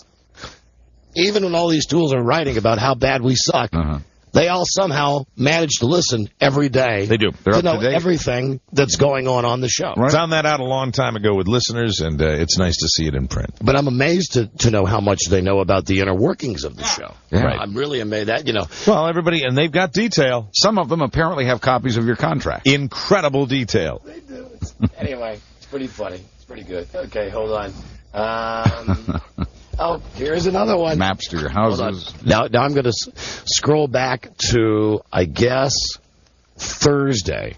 Okay? Thursday. This is last Thursday because we did Jeopardy on Thursday because, as we announced, we were going to have Jim Nantz on Friday. So that started a whole big... Here we go. Don and Mike will be live today. They did Jeopardy because Jim Nantz has to be on during that time of the day. Hey, if you were listening to Don and Mike yesterday, you would have heard them say that they were playing Jeopardy on Thursday because Jim Nantz is going to be on the show on Friday. Right. So you scroll down and say, why are people writing this? And here you go. Here's some of these responses. Don and Mike on Jeopardy Thursday, a Friday favorite. They did Jeopardy yesterday because Jim Nantz is calling the show. Then let's move on down. Wow. Don and Mike did low-budget Jeopardy on Thursday, a Friday favorite. This is what started it. We're sorry, okay? Okay. Don and Mike did low-budget Jeopardy on a Thursday, a Friday favorite. Does that mean they won't be on tomorrow, Friday, because of Opie and Anthony's announcement? It's Veterans Day. It's a federal holiday, and you have to know by now that these guys don't work federal holidays. It will be a best of today. Of course it was not. No, it was live. Of course it was darn not. Funny as I recall. Ask the experts. Okay. Anyway, I could go on and on. It's just... Man, there's a lot of stuff in there. It sure is. Just too great. Shocking. It's too great. Okay. Anyway, thanks a lot. Everybody knows. I like it when they start with that. Everybody knows that. Yes. Right. Everybody knows that. Yeah, well, so what's the rumor for today? Well, I don't know. The rumor for today. And now this one I'll give you a real rumor, because I mentioned this to Rob. I'm not going to do anything about this. But the rumor is that I briefly today did consider quitting. There you go. Only because it's hard to do the show, and I'm having a very bad day today. I'm having a very bad Frida day today. So, there's your rumor for today. Very good. That I'm considering quitting. Right. You got it, Mike? Got to give you the Popeye wink. Absolutely. No problem. You know, everything's A-okay. But I did have my moment. Of course. And you know what? You're entitled to your moments. And that might be what I announce on the 17th. Start the speculation. Start it up right now. Is it any wonder we've kicked ass for 20 years in this market? Is it any wonder? No. I mean, I look at that site almost every day. I swear to God, they don't write crap about everybody else. It's a phenomenon. They do seem to have an awful lot of stuff on this particular show. Yeah. And that's flattering. Yeah, I am flattered by it. That's a compliment. Yeah. I'm very flattered by it. It's kind of fun. Anyway, I like when I get a little uneasy? Yeah. When there's nothing on there. Oh, don't worry. Now there will be tons. I know there will be. Oh, my God, now? And now we will... Hey, Dave! Who's the first one? Dave, they're talking about you! Now we will purposely have to avoid talking about it for a couple of weeks. Yes. And let me just make some predictions. Or will we? Let me make some predictions. Until the announcement. Some predictions. There will have to be something like that I'm spinning this because somehow the secret has gotten out. Right. That we're really not going to satellite radio and how upset we are. Dear Dave, seems you really got to Don. He was pulling some kind of spin today by reading items on your website. I guess that means something really is going down. Well, we'll know on December 17th. Saturday, December 17th. Join us. News conference at the mall. You know, people ask me, seriously, one of the questions I do get about our website is, how come you guys don't have a message board? I mean, really, who wants to deal with that? Oh, my God. Who has the time? Who the frig wants to deal with that crap? That would be we've got it over here. Use this one. Read about it. Read all. Is a triple reverse smoke screen that I'm pulling on all of you, because as we all know, on the 17th, Buzz is having gastric bypass. Mm-hmm. Yes. And we are keeping that on the down low. We are. We're not going to reveal anything about that, except that. December 17th. Right. Back to the bag. And, Mike, don't forget, the radio business passed us by here in this moment where Howard Stern is leaving, that we've not grabbed the brass rings, so I guess both you and I will be sucking on the ends of shotguns tonight. Yes. Blowing our heads off. Hang it up. Because, as you know, we're not successful. We're not popular. We don't make any money. They've stopped putting radios in cars. We stink. Yeah, it's horrible. It's really depressing because I really read that website to figure out how my day's going to go. Yeah. I want to know exactly what mood I should be in, whether things are going well for me or things are going badly for me. And, of course, Beth Ann McBride starts January 3rd as Jay Leno's new announcer. That's right. Replacing Stuttering John. He didn't even ask us. Or is it Ed Hall? No, it's it's Stuttering John. Or is it Kevin Eubanks? She's going to be the new guitar player. That's right, Jay. All right, Kev. That am right. Thank you. Let's bring Beth Ann McBride. Hello there, Jay. You am funny. Hello, Kev. Lots of pre-packaged monologue material. This am Beth Ann McBride. Oh, hello, Beth Ann. No addition in the embassy families. Please have a nice round of applause for Beth Ann McBride. Jay. When you going to be making that big and major announcement I read about on the DCR TV? Stay tuned, Kev. December 17th. That's the big day with the big announcement of Dynamite going to satellite radio. Stay tuned for that. It should be very, very big. Let me just say this in summarization. F you and F your families. Thank you for listening to the show. And has anybody considered the fact that... Okay, not on December 17th, because it's a Saturday. But have you considered the fact that on the 16th, we may announce that the show may be heard on a satellite service as well as terrestrial radio? There. All right, so there's a real nugget for people. Okay. I guess so. Knock yourselves out. Rub a few out. See how many babies you can kill tonight. You know what I'm saying. Yeah. Pull an Elvis. Go ahead. Yeah, speculate. Because that's what you do. Make it happen. Make it happen, baby. Mm-hmm. Hello, Sputnik. All right. What the hell is that, Rob? You know what? Oh, I know. That's a satellite joke. Yeah, okay, 1960s. Thank you, Rob. All right, here's the deal. All right. And I'm going to give people something else to think about because you got a choice now, A or B. The scenario you were talking about, offered on a satellite service, or perhaps this show will remain on over-the-air radio, but we will be charging for it. Go ahead. Start the speculation. That's right. Get ready, although it's over the air, to subscribe. So it wouldn't be Free FM then? It would be Free FM's pay service. Or would it? Yes, that's right, Rob. We'll be using the honor system. It'd be like when I got fired at that radio station in Indiana. Yes, for candy. When they had the box of candy and it was on the honor system, and Buddy Scott, that ass, fired me because he was positive I was eating candy bars and not paying for them. It's a little the little cardboard thing where you had to shove the money down into the cardboard. Right. And anybody could just like lift it up and get the money out of there. He was there 24 hours a day. Talk about the honor system. And they put it in, here's their mistake, they put it in radio stations. Right. Right. All right, listen, enough of this. Let's stop it. Thank you for all the support on the internet. We appreciate it, even if you're ragging on us, it's great. Yes, even the haters are welcome. Let's just mention one last thing. All right. that on December 16th, Friday, December 16th, our last day before our holiday break, our normal holiday break, I only wish it was 6 weeks so I could be away from you asses, not you guys, you listeners, for 6 weeks. I only wish it was. It's about 2.5 weeks, 3 weeks. But either way, on the day before we leave for our holiday vacation, let me just ask you this. Have you ever thought about this? The sports junkies who we are so incredibly jealous of, that they got the brass ring, they got the job, they got the morning show, they got the ad, they got the station behind them. We got Dick. We're mad about it. You know why we might be mad, really? Why? Not because of any of that stuff. And listen to you over there. Why? Well, I'm just helping. You know, it's what I do. Why? It's what I do. Yeah. Do the junkies have a news guy on their show? No. Oh. Don't you need... Oh, listen to him now. Oh. Don't you need a news guy in the morning? That's right. Know what I'm saying? I think I do. Okay. What? What, are you scratching your head? All right. You know, Buzz is going to work on the morning show. That's it? Yes. Yes. We're losing him. But it's okay because we've already hired Lisa Baden. There goes the surprise. To take his spot. All she has to do is dress as a topless pilgrim. Finally, donkey.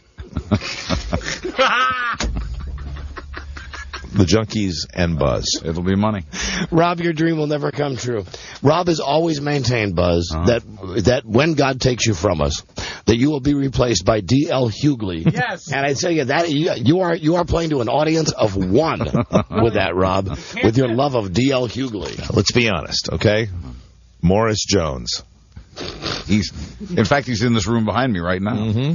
Okay, you got the Kathy Lee. Oh, you know what? Hold on, put the other thing in because we got to do the contest. You got it there? That's the music for the contest. Oh, yes. Buzz, yes. As long as you're still on the show, okay, stand by to perform. All right. We have a prize to give away today.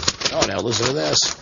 Congratulations, you've won a trip for two to visit the Rock and Roll Hall of Fame, Cleveland, Ohio. Cleveland! Courtesy of Walk the Line and Orbits. Oh, and doesn't that Johnny Cash movie look freaking fantastic? It does. My girlfriend really wants to go see it bad. I think I saw a clip of it today, and it didn't do that much for me. I saw. You know why? 2 words: Reese Witherspoon. No, when I went to see that Clooney movie, they ran a very long ad for Walk the Line, and I liked the trailer in the theater, but I didn't like what I saw today. Both Joaquin Phoenix and what's her name, Reese Witherspoon. I think they are freaking fantastic. I saw a clip today that was riveting. I mean, riveting. I can't wait to see it. Yeah. All right, I'll take your word for it. I just hate it because there's so much sex. The trip to Cleveland is courtesy of Walk the Line and Orbits. Orbits offers more low fares, more hotels, more cars. Just Orbits and go. Check out Walk the Line with Joaquin Phoenix and Reese Witherspoon in theaters everywhere starting Friday. You know, one of our favorite games to play with kindly old Buzz is Buzz Makes the Sexy Call for you. There is nothing better. However, today, just for you gay guys. That's right. Homo. Buzz makes the gay sexy call for you. He can handle that. Now, if you're a homo guy listening to the show right now, you got a special homo guy in your life, and you want to say some really sexy homo stuff to him, or you're not getting the satisfaction you want and you want to instigate a little encounter, Buzz is the right guy for the job. Yeah, the main point is that this is not one of our adversarial type call-in.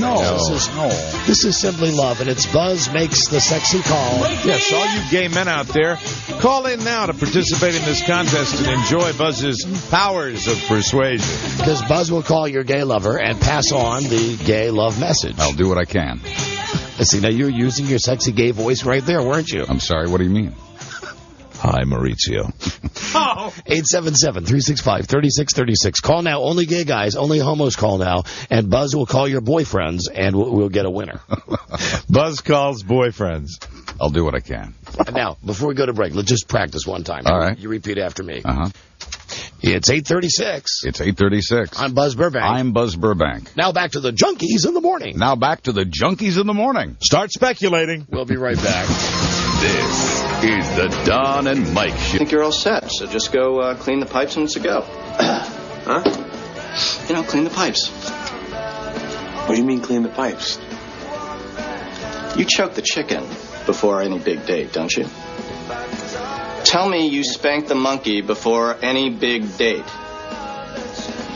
Oh, my God, he doesn't flog the dolphin before a big date. No. Are you crazy? That's like going out there with a loaded gun. The Don and Mike Show. You can call Don and Mike anytime from anywhere in America. 877-365-3636. They're ready to believe. Previous cut, courtesy of the movie. There's something about Dennis. Gay, but not too gay. Right. Yeah, when I hear them, I like to fall out. Don and Mike. Me too. We've not heard the Kathy C. Gifford tape yet to give her the total once-over for when she was on The View today. She was on The View of the Sea. We will do that in a momento. Bowl America, Fairfax tonight. That's where the Gutter Balls, your Fighting Gutter Balls, will be taking on the Fighting Pinheads. Bowling! It's on Lee Highway in Fairfax. We'll start bowling at 8:30. Come on out. We'd love to meet you and shake your hand. And, yeah, we're going to win big tonight. I'm a little germ-phobic, so let's just be careful with that. How about a nice wave? Mm-hmm. And then enjoy some sexy show bowling. Except for the hot lesbos. Yes, they can put their hands all over you. All you hot lesbos can have some hot beef tongue action. Come out and see what's under our bowling shirts. Now, also there tonight will be Homo Joe. I only mention that as a segue to the entire gay thing, and that's Buzz. And Buzz is not gay, but he's sexual. Well, he's omnisexual. He's multi-directional sex. I think I can be of some help here. Just pause that for a second. Tonight, what I would really love would be some hot. Now I know this is hard to come by. Hot lactating lesbos. That would do it for me. That's just you, I think. You're goddamn right. I'm going to remember this whenever you start talking about the butt again. Yeah. What? I'm going to remember this. Go ahead. Remember your little kink. Johnny Milk. Okay, Johnny, I can't say it. Okay, Johnny S. I knew that was coming. I'd rather be Johnny Milk than Johnny S. I just, I don't share your proclivity for that. That's kind of tough, though. That's why I said it would be. Wouldn't you require a pregnant lesbian? Exactly. Yes, a hot lactating lesbian. They exist, but how about a hot lactating Latin lesbian? And not to the point. A luscious lactating Latin lesbian. And not to the point where it becomes a distraction. A luscious, lascivious, lactating you understand Latin what I'm lesbian. saying? Not exactly. Okay. Meaning through the clothes? No, I mean, I don't want to get sprayed. A lewd and lascivious, lactating Latin lesbian. I just like the option. I see. Of being sprayed. I'd like to know you could. A laughing, lewd, lactating, luscious Latin lesbian. All right, Loopy-Loo, here we go. Buzz Burbank, ready to talk to gay men. I'm ready. Buzz makes the gay call for you as we give away a trip for two to the Rock and Roll Hall of Fame, courtesy of the great new movie Walk the Line. Joaquin Phoenix, Reese Witherspoon's opens in theaters everywhere. And remember, Cleveland, gay-friendly. Oh, absolutely. Yeah. Fag City, Cleveland, Ohio. Home of the Browns. Here we go. That's right, Johnny S. The Buckeye State. Here's a guy named Drew. It's like I'm some sort of Korean actor now. It's Johnny S. You know what would be great as Johnny S? Would be Bobby Lee. Bobby Lee, without question, the funniest Asian actor today. Now, my kid cracks me up during Monday Night Football when he says, Dad, are you watching? I'm like, duh, of course I'm watching. He said, okay, TiVo back. And I go, and I think it's something John Madden has said. Right. Okay. I did not realize in one of the IBM commercials where there are the three big guys trying to break into a safe, and there's an Asian guy who's sitting behind the help desk. Right.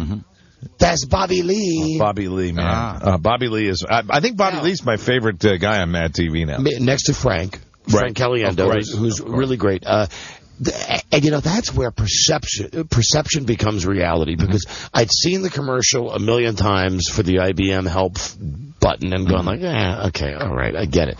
Well, as soon as Bart tells me it's Bobby Lee, I go back and I watch it again and I laugh like it's the funniest thing. Oh, my God, you're right, Bart. Bobby Lee is so freaking... It would only be funnier if he was Kim Jong-il. Yeah, that is his claim to fame. That's right. Kim Jong-il, he has played the North Korean dictator for years. I got to start watching that show again. Or Connie Chung. Oh, God, he's always great when he's Connie Chung. You ever see him when he's the baby? When he's rolled around in the stroller as the little Asian baby. Bobby Lee. Bobby Lee. Bobby Lee. Okay, here is Drew. Hello, Drew. Hi, how are you? We're doing great. Thank you for listening. Drew, are you a gay man? I am a gay man. All right, congratulations on that, and thank you for listening. Thank you. Let's see, your lover, what be his name? His name is Scott. Scott, how long you guys been together? About 4 months now, since middle of July, so it hasn't been too long, but long enough. Right. I think in the gay world, that count. In the gay world, it's like dog years. Yeah, it's a lifetime. Right. I mean, that's what Homo Joe tells me. You're with a guy for a week. It's like being with a guy for a year, if you're a chick. Drew, what are some of your issues? Do you have some issues with Scott, or do you just simply want a romantic evening? Message? More of a romantic tone is what I was. Is Scott lacking in the romance department? No, not at all. All right, well, what is it exactly that you would like Buzz to say? And now keep in mind, you're not going to win immediately. Right. This is a totally subjective contest. We will listen to Buzz and his sexiness with other gay men. It really depends how sexy Buzz is feeling with your gay lover. And the bottom line here, Drew, is what do you want Buzz to say to Scott? I was thinking if he could say, I care about him greatly. Care about him greatly.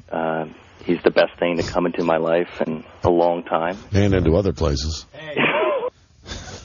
Hello? And then also I'm looking forward to spending Thanksgiving with him as he meets my family for the first time. Is this going to be, well, you're obviously out to your Meet family. the Fockers. I am out to my family. So you think they're going to like Scott? I think they will. He's a pretty straight acting guy. Okay. Yeah, so he can pretend like he's straight? No, he's not straight. I mean, but he can pretend like it. Well, I mean, yeah. He's just not flamboyant. Right? He would be Robin Williams and you would be Nathan Lane. Hello, fam. You know, how well it's received will make the difference from it. So, Well, I know you've come up against roadblocks before. Waiting to hear the reaction. Okay, hang on. Yeah, there have been some women who've been pretty difficult, actually. Yeah? I think you're going to have a good go of it with Scott. You know what? You got him there, Robbie? He did laugh when I said, we have your lover Drew on the phone. All right, very good. And hold on, I'm thinking, God, who knew that we had so much great gay music? We do. Wonderful. From my personal collection. Here we go. So, let me get the music going, and we got his permission to be on down-tempo gay music? Oh, no, Mike. It's nothing. I'm too sexy for my love, too sexy for nothing but up-tempo. Love's going. Welcome now to the show. Robbie, what's this fellow's name? Scott, hi. Welcome to the Don and Mike Show. Hello. Hi there. Thanks for joining us. We have your friend Drew on the other line. Let me prove to you he's there. And then we got to put him back on hold. Hey, Drew. Hey, Wiener. Oh, dear. Okay, you too. Okay, calm down. Hold on, Drew. Scott, obviously we have verified that's Drew, correct? Yes. And now, yes. This is a segment called Buzz Makes the Sexy Call for you. And Drew has requested that Buzz make a sexy call to you, Scott. Okay. So now, without further ado, Buzz Burbank. Hey, Scott, it's Buzz Burbank. How you doing, stud? Oh, pretty good. Got a message for you from Drew. Okay. Drew wants you to know that he cares about you deeply. When he looks into your eye, he knows that you're the best thing to ever come into his life. Did you say eye as in like the one eye? Scott, my little wiener.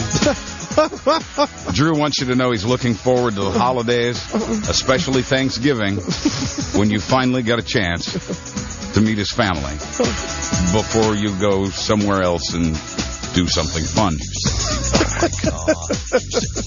Is that all you got, Buzz? Drew, are you out with, I don't seem to hear Scott saying anything here. Scott, well, that sounds good to me. I'm looking forward to it, too. Mm-hmm. You tell you what we're doing for Thanksgiving? I understand you're meeting his family, but what else? Oh, well, it's not just his family. There's a bunch of other people there. Yeah. So, it's all, like, I don't know. It's pretty weird. A lot of extended family. Will you go straight for the thigh? Are you going to baste Drew like a turkey? Now, this is not Don Makes the Sexy Call. I'm sorry. Okay, I know you want to play, but this is Buzz's segment. Scott, we'll call you back if your boyfriend wins. Hold on, please. Why were you so willing to participate then? Can't help it, Mike. I understand. Can't help it. Exciting. I told you, I'm waiting for those hot, lactating lesbos. Tonight as we bowl. Bowling. Let's go to our next gay man, whose name is Rob. Hi. I'm surprised, frankly. Hello, Rob. Hey, how you doing? Hi, we're doing great. Thank you for listening to the show. Rob, where are you from? I'm from Baltimore. All right, and your boyfriend's name? His name is Kenny. Kenny, how long you and Kenny been together, Rob? A little over 6 months. Oh, it's another 6 months. Oh, another lifetime. Yeah, you know it. All right, well, let's see. Let me get some appropriate music going. Mr. Clean gets rid of dirt and grime and grease and just... No, Jesus Christ. That doesn't sound that gay. Tell us a little bit about Kenny, Rob. Let's see. He's cute. Good guy. Nice guy. What are you looking for? Are there any issues with the relationship? Anything you want, Drew? I want Buzz to make a sexy call for me. Do you want, so you want Buzz to initiate with Kenny, perhaps an evening of love? A repeat of an evening of love. A what? A repeat of an evening of love. Oh, a repeat of an evening of love. Special night. Special night.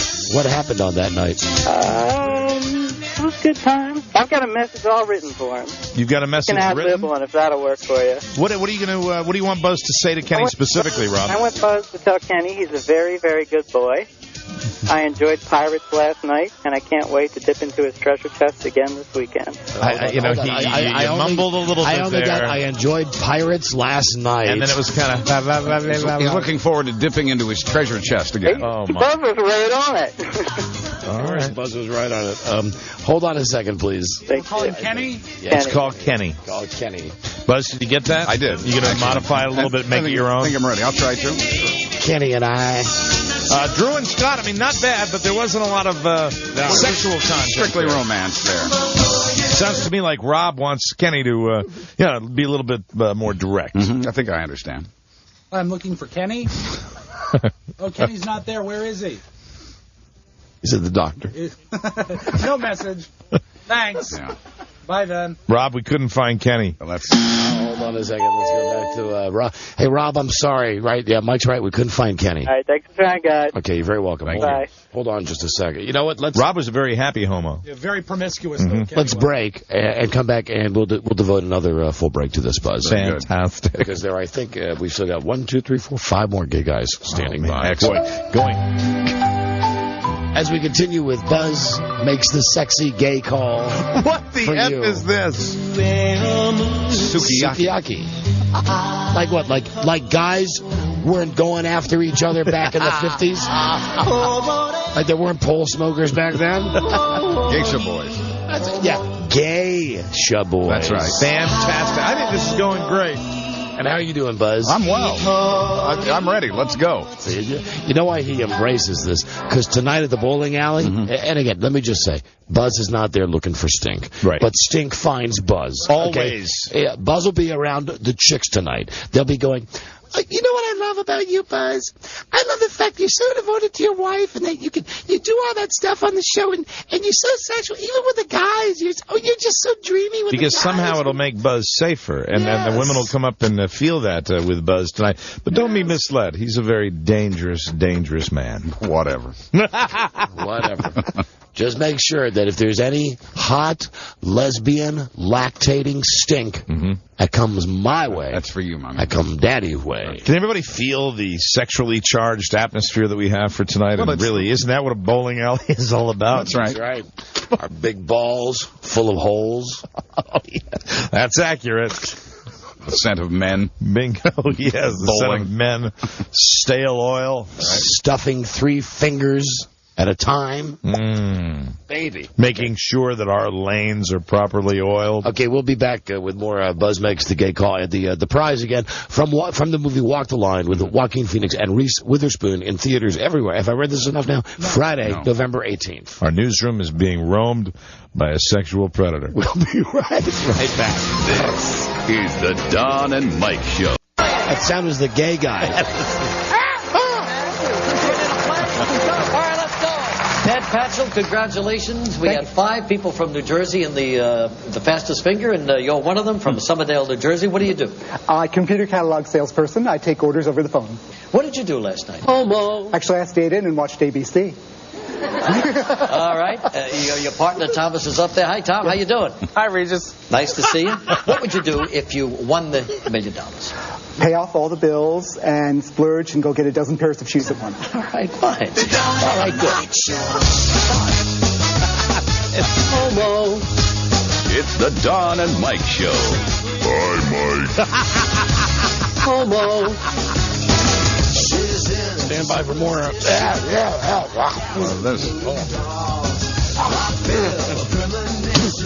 Yeah, baby. I was for all you gay guys out there listening. Stand by for more hot gay action with Buzz. We had to turn them on in both sexes. Don't forget Bowl America tonight. That's right. Tonight. Are you on this line? No. Thank you. Give me 1 second, Buzz. Mm-hmm. Of course. Our show bowling drill team. WJFK. Yes, WJFK. This, of course, is Colette Harris, who is the receptionist, our wonderful director of First Impressions. Hello, Colette. Baby love, may I ask you a question? Sure. Are we not friends? Yes. Are we not more than just acquaintances? Are we not truly friends? Yes. I mean, do we not swap information about people who work here and such? Then why is it a secret that today is your birthday? Yes, today is my birthday. What? Oh, That's Colette! right. Happy birthday. Happy Thank birthday! Colette, tomorrow, during our first segment, you will be receiving the Lotta treatment. Yep. Get ready for it. It's going to be a special day as we're going to celebrate your birthday. Here's all I want to know. 1 day late. How do you feel? Do you want 1 scoop of chocolate, 1 scoop of vanilla, 2 scoops of vanilla, or 2 scoops of chocolate? I mean, talking guys here. We get naked guys in here. Chocolate. What? 2 scoops of chocolate. 2 scoops of chocolate. Oh, Mike is going out to the front desk right now. Double chocolate. Hold on, Mike's going out. Colette tomorrow. And he's doing that too. Oh, he'll make her laugh? Yeah, and also Beth Ann has already called Robert, so tomorrow's all set. There she is. Oh, we love Colette. I gotta Okay. answer the Now Okay. that sounds much better. All right, we'll see you in here tomorrow. And happy birthday, Colette. Yeah. Happy birthday, birthday. sweetheart. Bye-bye. Okay, well, she hung up. Yeah. What'd you do out there? It's my little secret. That's right. Something sexual. My No little doubt. Colette laughing secret. I show it to her. She always laughs. Bowl America. Basically it. Bowl America tonight, Fairfax. Don't forget our motto. Yes? Face down, ass up. That's right. Yeah, that is our motto. Tonight, you're fighting gutter balls against the Fighting Pinheads. We start bowling at 8:30. Information's on our website at DonnaMikeWebsite.com. Now, the trip to Cleveland. Ah, gay-friendly Cleveland. With Buzz Girdley and gay guys. Let's try a gay guy named John. Hello, John. Hello. Howdy. Where are you from, John? I'm calling from Baltimore, Maryland. All right. Thank you for listening to the show. How long have you known you've been gay? Let's see. Probably when I was 18 that came out. When you came out at 18, what's your lover's name? Owen. Owen. Owen. And Owen. how long have you and Owen been together? 3 years. Oh, now that's like 30 years. Amazing. Wow. Dog Congratulations, really. It hasn't been easy. We've had our bumps in the road. Of course. Ups and downs. You've had lots of bumps. Mm-hmm. What is it that you would like Buzz to say to your lover, Owen? Well, Owen and I are both doing well in our careers right now. I just started the business. Actually, I'm the guy who sent Buzz that pink shirt with the deer on it. Oh, thank you. And he's up in Philadelphia doing some consulting work. So actually, we haven't been seeing very much of each other. Oh, dear. So tell him I miss him. And anything else besides miss him, John? Tell him that I miss him real bad. Do you miss his Duke? I miss his big one. There you I go. see. I think you've got all you I think need, Buzz Buzz. can take it from there. That's the information. Hold on, John. All right, we're going to call John's lover, Owen. Mm-hmm. Too much fun. I'm something. I'm something. I'm sorry. Something keeps coming up that won't go back down. It's an exciting segment. I can understand. I can understand completely. I dedicate this to all you gay guys. You certainly know what this is like. There we go. Hi, Owen. My name is Rob. I'm with the Don and Mike radio show. How are you? Do you think it's the goddamn allergy? Can it still be allergies? It is. Rob told me. I came in with it today. It is that whatever. There's something out there today. Rob knows, like, he reads the pollen count. But it's like mold. But it's Is it leaf spores. mold? I think so. It's Mold almost spores. 80 degrees again today. It was. What is it today? Because it's damp and all the leaves, there's a lot of mold, and then there's still a lot of pollen from all the falling leaves. All right, so we got Owen on the line? Yeah. Okay, well, let's welcome him now to the show. Here is Owen. Hi, Owen. Hey, how's it going? It's going great. And to prove that we are on the level, let's get your pal John on the line. Here's John, say hi to Owen. Johnny, hi. Hey, Owen. Hi. Hey, what's up? All right, now, John. Not much. All right, John, we got to put you on hold Okay. because Owen. I know just how to whisper. This segment is called Buzz Makes the Sexy Call for You. John has called us and asked us to have our newsman make a sexy call to you so he can pass along to you, Owen, how John feels about you and what John wants. And now, here is our friend, Buzz. How you doing, Owen? I'm doing good. How are you? Buzz here. Good to talk to you, my man. Your friend John has a couple of messages he's asked me to pass along to you, if that's all right. Sure. Go ahead. First of all, John wants you to know that he needs you to put out his fire. He misses you. There's a fire inside him, and he says you know where the hose is. Yes, I do. Yeah. Owen. Cat got your tongue, Buzz? Choked up? John wants you to know that he misses you, and he needs your hot man love. So please hurry home soon. I'm trying. Hold on, please. All right, hold on. Thanks. No, I just have to say. I think what we're looking for is a better response on the part, and I think Buzz is doing his part. We're just not, with both Scott and Owen, still looking for that real response. All right, let's try this guy right here, Brian. Hi, guys. How are you? Hi, Brian. We're doing great. Welcome to the show. Where are you from, Brian? Reno, Nevada. Oh, Reno. Okay. Yeah. Let's see. What's your boyfriend's name? Your lover's name? His name is David. David from Reno, Nevada. And what is it that you would like Buzz to say to David? Really, I'd like Buzz to tell David that I love eating his French fries from his tray. He'll understand. Okay, now we're talking. Now we're getting somewhere. Mm-hmm. Okay, I love the homo code. Sure. Like to eat the French fries. Take them out of that hot oil. Anything else, Brian? Anything else you want to say to David? Just on Saturday night at karaoke when we sang the Backstreet Boys together, it was amazing. Yeah. I like this a lot. Of course it was. Wonderful. We're trying to get David on the phone right now. How long you guys been together? Did you ask that already? No, I did. I have not asked anything. I'm just interested, listening. How long have you guys been together, Brian? Oh, on and off, 2 years. 2 years. Another long-term relationship. More on than off? On and off, we drift apart, drift together. Did he have the wandering eye, or did you? Oh, well, it was difficult. There was a roommate situation for a little while. Like the birdcage? Not quite. No answer. Uh-oh. Brian, does he call himself Devo? Sometimes, yes. That's what he says on his voicemail. I'm sorry. He's not there. I'm sorry. Let's go to... It's another Rob. Thank you. Let me see now. You might want to, he might want to keep the Brian reference of eat the French fries off of his tray. I agree. Hello, Rob. Rob. Hello. Rob, turn your radio down, please. Oh, sorry. Now, this is not the Rob we spoke to before, right? No, this is in Baltimore, Maryland. Okay. Hi there, Rob. Thank you for listening to the show. What's your lover's name? His name is Danny. Danny. Don't be nervous, Rob. Danny. And what is it that you would like Buzz to say to Danny? And Rob, why don't you give him a try while we're waiting here? I just want to see Danny be more romantic. You want to see Danny be more romantic? Yeah, he's kind of shy. Danny.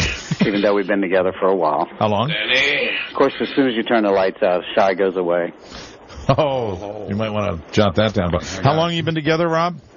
We've known each other for about 13 years. On and off, we've been together for about the last 2. Sit down, Danny. Wow. And was there any other message of love that you would like Buzz to give to... Sit down, Danny. Give to Danny. Danny. Danny. Would you like to come over and mow my lawn? Yeah, for fresca. Anything else? Dan is a teacher. I just want him to teach me some new stuff, So he's so incredible. No answer. Oh, no answer. Come on, guys. No answer with Dan. You're killing us with these. All these great notes. All right, hold on. Can use all these things, though, Buzz. Goodbye. Now, let me see. Hold on a second. Teacher. Is there anything on that line? Those are all straights on that line. Okay, then I think we've got Drew, Rob, and John are the only homos that we have still on the line. Drew, right? Rob and Kenny, Drew and Scott, and John and Owen. Talk to line 3. Oh, we didn't talk to... Oh, that's a different Rob. Another Rob? Yeah, what's with that? Hello, Rob. Coincidence? Hi, guys. You know, that's what's fooled me, is that the third or fourth guy named Rob? Third Rob. Third one. Hi there, Rob. How you doing? Rob, what's your lover's name? Josh. Josh. Rob Spiewak, why don't you try to get Josh on the phone? And I hope we get through to Josh, Rob. Rob, tell us about you and Josh. What's the story? Well, we celebrate our 2-year anniversary next week. Congratulations. Thank you. I'm hoping that Buzz will help rekindle the romance in the relationship. There you go. Wonderful. You know, I've tried to be romantic, the flowers, the dinners, and all that stuff. Any specific message you'd like Buzz to pass along to Josh, Rob? Yeah, I'd like him to dig that massage oil out of the top drawer and put it to use for a change. All right. I think it's got a little dust on it. And would you mind if Buzz stole that line about wanting to eat your French fries right out of the tray? Yeah, you can do that too. That's good. Fantastic. Okay, hold on just a second. Here we go. Right, you got it. We got Josh on the line. Smart. All right. Joining us now is hold on a second. Oh, Josh. Yes. Hi, Josh. How are you? Howdy. This is the Don and Mike show, and we've got your guy Rob on the line with us. Let's make sure that you know. Say hi to Josh, Rob. Hello, Josh. Hello. Thanks for getting me involved in this. I somehow knew you would do this. You'll thank him later. Hold on just a second now, Josh. All right, we're going to put Rob on hold. Rob, we're playing a game called Buzz Makes... This is Josh we've got on I'm the line. sorry. Yeah. Josh, we're playing a game called Buzz Makes the Sexy Call, and now Buzz is going to say some things to you that Rob wants him to relate. Buzz? Hey, Josh, it's Buzz. Hey there. You come here often? I do. I'm kidding. Yeah, listen, I've got a message of love for you from Rob. Okay. You two manly men have been together for 2 years as of next week. Yes. Year in and year out, you've made him as happy as a schoolgirl. But Rob wants you to know, Josh, that it's time to stoke the fire. He's brought you flowers. He's presented you with dinner. He's presented... And he wants a little more from you, if he could, Josh. Where's the romance? That's the question. There's massage oil gathering dust, massage oil / lube, perhaps, and it's just in the drawer gathering dust. About the French fries. And Rob wants you to know that he enjoys eating the French fries right off of your tray, if you know what I mean. and I think you do. Yeah. So, Josh, wintertime is the time to warm things up, and Rob would like you to put his log on the fire. Wow. That's the message to you, Josh, from Rob. Happy anniversary next week. Thank you. Go get him, Tiger.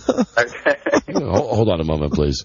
Buzz, if I could say, it took you a while to get it up, to get it going. Yes, that was among your best. I would have to think now. I'm not even keeping track here. Buzz, how many of those calls did you make? Who did you speak to? I can't even remember. I know. We just spoke with Rob and Josh. You spoke to Rob and Kenny. You spoke to Drew and Scott. You spoke to Drew and Scott. Josh. No, not John and Owen. I'm not sure. No, we didn't get through to a lot of the guys. We never got with Rob and Kenny. We never got to Rob and Danny. We never got to John and Owen. It was Brian and David. Brian and David we never got to. Rob and Danny was a major disappointment. Danny says. And John and Owen was a big disappointment. Oh, and Drew and Scott? Yeah, I think Drew was the very first guy, right? Drew and Scott right up top, and Rob and Josh at the end. It was just too romantic. I know. I thought Buzz's best read, and really that's what we were basing this all on, was just Buzz's read. I thought his last one was the best. And I think really because they came in last, that's really who should get it. Came in at the end. No doubt about it. And you know what? Josh was laughing and enjoying himself more than anybody else, any of the other recipients. So I think based on that, maybe they should win. Bringing up the rear. So we want to now. Rob and Josh. Rob and Josh. Thank you, Mike. Thank you. Let's see. There's Rob. Hi, Rob. Rob? Oh dear. Rob? I'm here. There you go. And Josh? Yes, I'm here. They're both there. That's good. Beautiful. Well, I hope this was a nice game moment for you guys. It was for me. Congratulations. It's hot. Congratulations. You won a trip for two to the Hard Rock, Rock and Roll, Hard Rock, Rock Hard. That's right. Rock and Roll Hard. Is it a Hard Rock Cafe? It's been hard on you. I don't know why I keep getting the word hard in there, because it's the Rock and Roll Hall of Fame, right? There's nothing hard about it, Mike. Right. Trip to Cleveland, courtesy of the movie Walk the Line in Orbitz. Orbitz with more low fares, more hotels, more cars. Just Orbitz, and go check out Walk the Line with Joaquin Phoenix and Reese Witherspoon. Theaters everywhere. Friday, November 18th.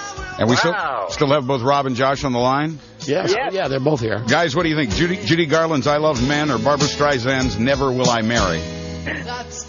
Barbra Streisand. There you go. Always Streisand. Yeah. You guys been to Cleveland before? No. No, sir. It's lovely this time of year. Yeah. It's the Buckeye State. Thank you both. Thank you. That's awesome. Thanks. Thank you so much. Bye. You're very welcome. And for everybody else that played, a rose, a single rose, Single red rose. Some contestants. A single red rose. That's right, my love. Everybody else on the show gets the Ice Harvest prize pack. That's a $20 Starbucks gift card and more. There you go. Check out Ice Harvest. It's a new comedy with Johnny Cusack and Billy Bob Thornton. Wonderful. In theaters next Wednesday, November 23rd. Kind of a chick flick. Well, right. You saying something to me, buddy? Not at all. I know you're just reading the card. Could get together for a while. It's been such a long time. Buzz, I really missed your smile. I'm not talking about moving in. Right. And I don't want to change your life. Thank you. He's doing this off the top of his headphones. But there's the warm wind blowing. Sure is. The stars are out. And I'd really love it too. Perhaps after bowling. Is that England Dan? And John Ford Cole. And JFC. Where's England Dan?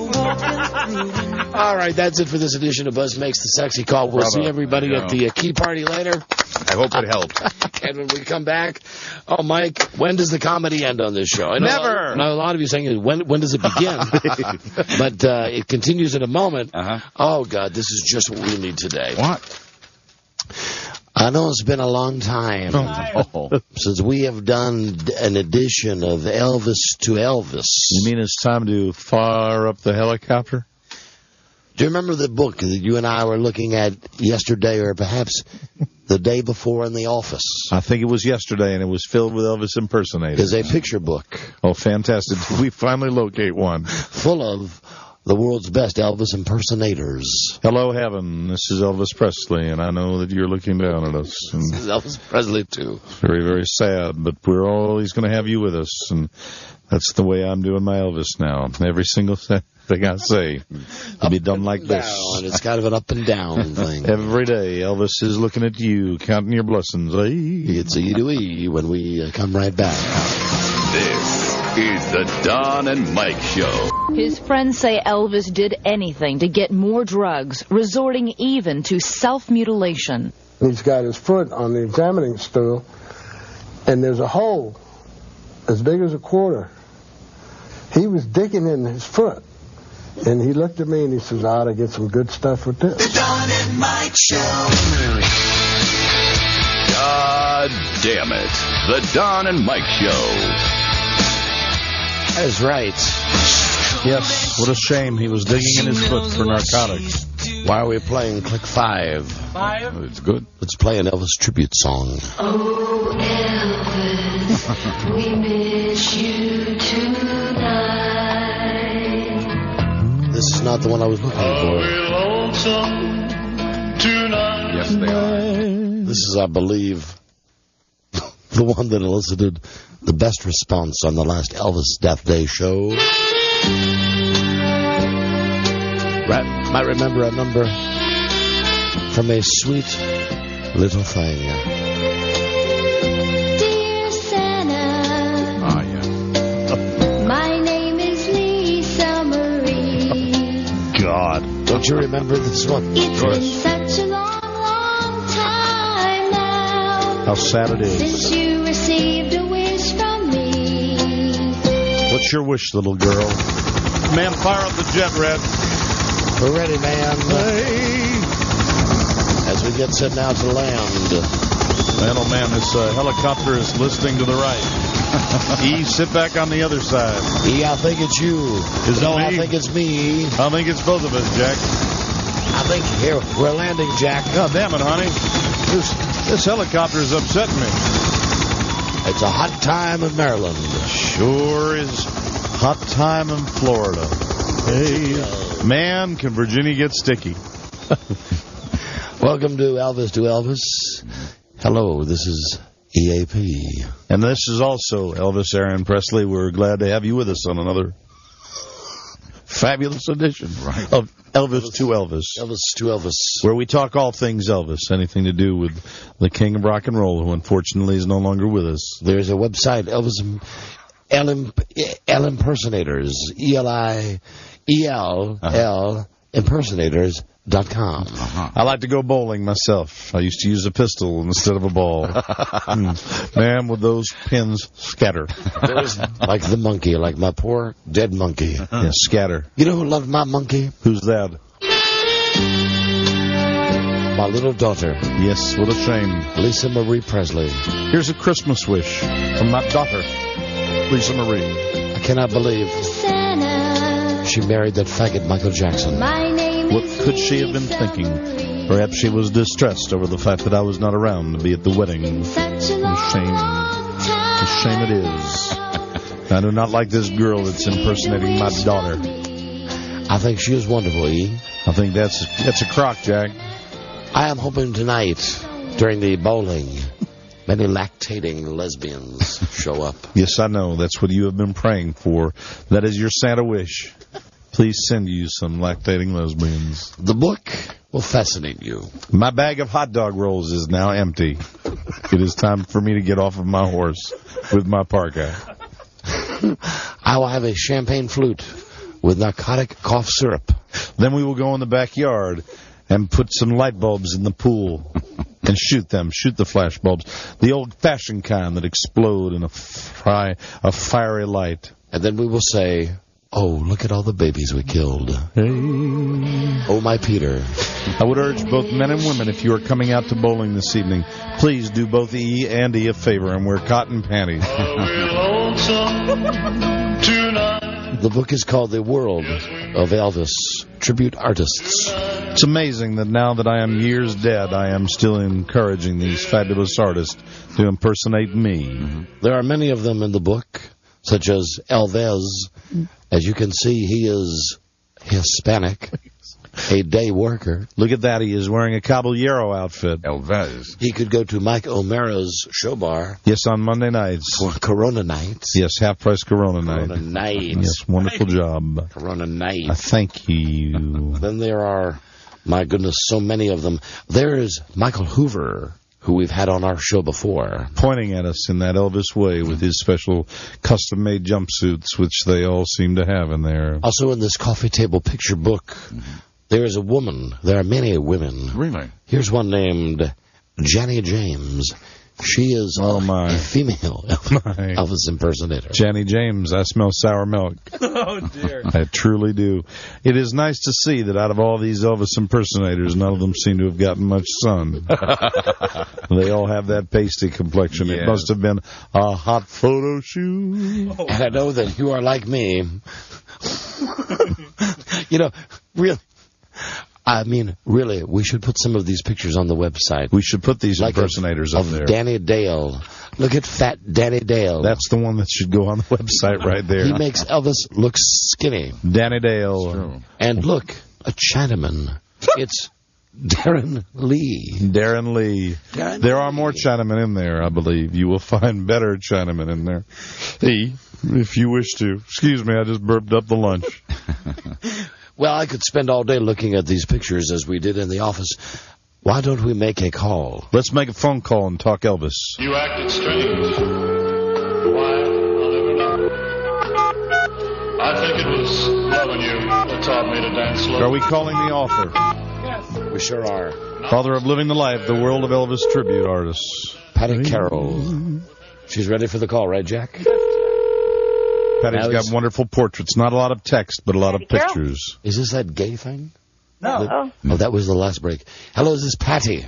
This is Patty. Patty Carroll, author of Living the Life, the World of Elvis Tribute Artists. Hi there, Patty. This is the Don and Mike Show. I'm Don. You may call me EAP. And I'm Mike. You can call me Elvis also. How are you today, Patty? How are you, darling? I'm great. I'm great, Elvises. How are you? What a wonderful, wonderful book you've put together with all of these tribute artists. Elvis would be proud if he looks down from heaven looking at all these fabulous artists that you have in the book. You know, I've just seen who I've immediately fallen in love with. Who? Don and Ryan Rose. Oh, yeah. It appears to be, at first I thought, how nice, father and son. It appears to be man and midget. Oh, my. Look at that now. Dwarf, really. Look at that. What's up? What's up with that? Could you tell us a little bit about Dan and Ryan Rose, Patty Carroll? Oh, I sure could.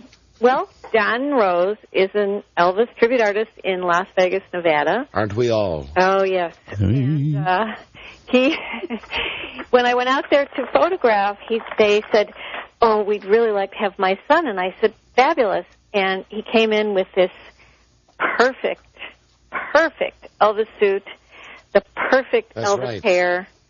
It was wonderful. When you met these cats, was there an overwhelming aroma? Who was the best smelling Elvis impersonator, Patty? Oh, wow. You must remember a particular scent, a particular man that even though he was in a sweaty jumpsuit seemed to capture you with his aroma. His musk? I think it was Eddie Powers. Eddie Powers, you must find him. May I ask you, I've noticed quite a few Orientals. Both Billy Morikawa. Yeah. Yes. Cafe Oshawa. And another Chinaman who I cannot find out. What is his name? His last name was Lee. Can you tell me something? How many Asians are into being Elvis impersonators in your book, darling? Thousands. Well, in my book, thousands. Only a few, but there are so many. You know, Elvis transcends all nationalities. TCB, baby. All around the world. Who was the most animated of your Elvises that you photographed? Who was the one that was the most fun to shoot? Oh, wow. That's really hard because a lot of them were lots of fun. I'm the king of rock and roll. That's why I ask the hard questions, brother. Oh, yes, you do. Yippee. Well, Darren Lee is, amazing. He is amazing. He is amazing. He also performs in Las Vegas. Patty, I must ask you, you've put together this book with all these Elvis impersonators. I must ask you, do you prefer the music of Elvis over the music of the Beatles? Absolutely. Are you kidding? EAP, hold on just a moment. Yes. It seems to me to be a ridiculous question you just asked this woman. It's my test. It's my little test as I get paranoid. Did you ask her if she likes those hippies more than Elvis? Sometimes people simply exploit the name of Elvis Presley and they are not true fans. Did you ever see me when I was alive? I see you every day. Honey, did you see me when I was doing my concert tour? I still see you when you're doing your concert tour. When is the last time you saw? Okay, we'll drop the charade. That's right. You might not have seen Elvis live in person, but you can get by with that one if you have ever taken a trip to Hawaii. When is the last time you saw Elvis Presley in concert? I never saw the real Elvis. You never saw you have never lived. You've never heard the announcer say Elvis has left the building. You never saw my orchestra jack? Never got a chance to sniff one of my kerchiefs? No, but I do have a few kerchiefs of your imitators. No. I do wish that you could have seen Elvis. Me too. The way that I saw him towards the end. It was at the MGM Grand in Las Vegas. I was lucky enough to work my way up to the suite. And may I tell you, my suite, what my gift was that I took? It was, I'm not sure of the thread count. Was the linens from the bed, which had been used to make a gigantic diaper, if you will, for Elvis. And right next to that on the shelf, whereas in a place of honor, is the peach pit that I stepped on after I'd eaten 72 peaches, and one of them wedged between my pinky toe and my second to last toe. Have you heard Patty Carroll has written the book called The World of Elvis Tribute Artists? Have you heard the song The Elvis Cup? The Elvis cup? Let me explain it to you, Patty. There's a gentleman that has an Elvis cup, and an Elvis impersonator was so impressed by this cup, once used by himself, the Elvis Aaron Presley, that he wrote a song about the Elvis cup. Would you care to hear it? I would. Let's as soon as our antiquated equipment is available, let's play it. Can you hear that down the telephone, Patty? I think you'll agree this is the greatest song about my cup. Years ago, Elvis did a concert, you know. It was in the Coliseum. The Charlotte Super. Doesn't he sound like Ernie K. Scar? Brockett, 99. Elvis drank water in a The following takes place Then between he 6 gave a.m. the and cup 7 to a a.m. boy to keep the cup with joy. Since he kept the They're almost getting to the good part of the song, Patty. It's all about going to see the Elvis cup. You should also know right now that our studio is 28 degrees, and our windows are covered with aluminum foil. I'm saying the Elvis cup, and ask Elvis what's up. He'll tell you that he loves you much. I think that would be a wonderful companion piece to your book, to listen to the Elvis Cup song while looking at the book. The world of Elvis is filled with so many different people paying Following tribute takes to the place King of between Rock and 12 Roll. p.m. Can you and tell 1 me p.m. something now? Let's play some Elvis trivia. Oh. Are you ready, Patty? Are you ready to play Elvis Maybe trivia? I'm ready. I don't know. What was the name of Elvis's pet monkey? Oh, God. I have no clue. Oh, man. You don't know that, Jack? That's an easy one. That's a softball, Jack. God damn it, honey. That's Come on, man. Scatter. That's Scatter the monkey. Oh, Scatter the monkey. Yeah, of course. Now, for a bonus prize, can you tell me how Scatter the monkey sadly departed the world? His untimely demise. I don't even want to go there. Oh, man, he froze to death. Elvis The room that you're in at 28 degrees with the aluminum foil on it. Elvis got mad at him and left him outside, and they found him frozen to a chain link fence. Oh, my God. True story, Jack. Poor monkey, man. Poor little monkey Scatter. Yeah. You know, we do have an ETA in the book that's called Monkey Man. Monkey Man. Monkey Man. Yeah. His name's Ed Parzignac. What's that last name again, Patty? Right. The following takes place Ed between 6 a.m. Parzignac. No need to change that Hold name. on, I think I have just... He's called Ed the Monkey Man. I have just found his picture, and it says... Take a look at him. Here he is. And he and his wife have these monkeys that they entertain children with.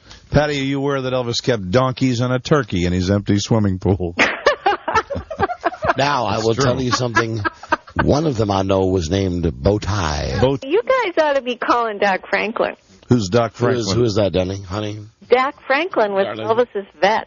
Elvis's vet. Elvis's vet. And Doc Franklin, for years, ran the big competition for the best tribute artist down in Memphis every summer. Can the doctor fire a machine gun?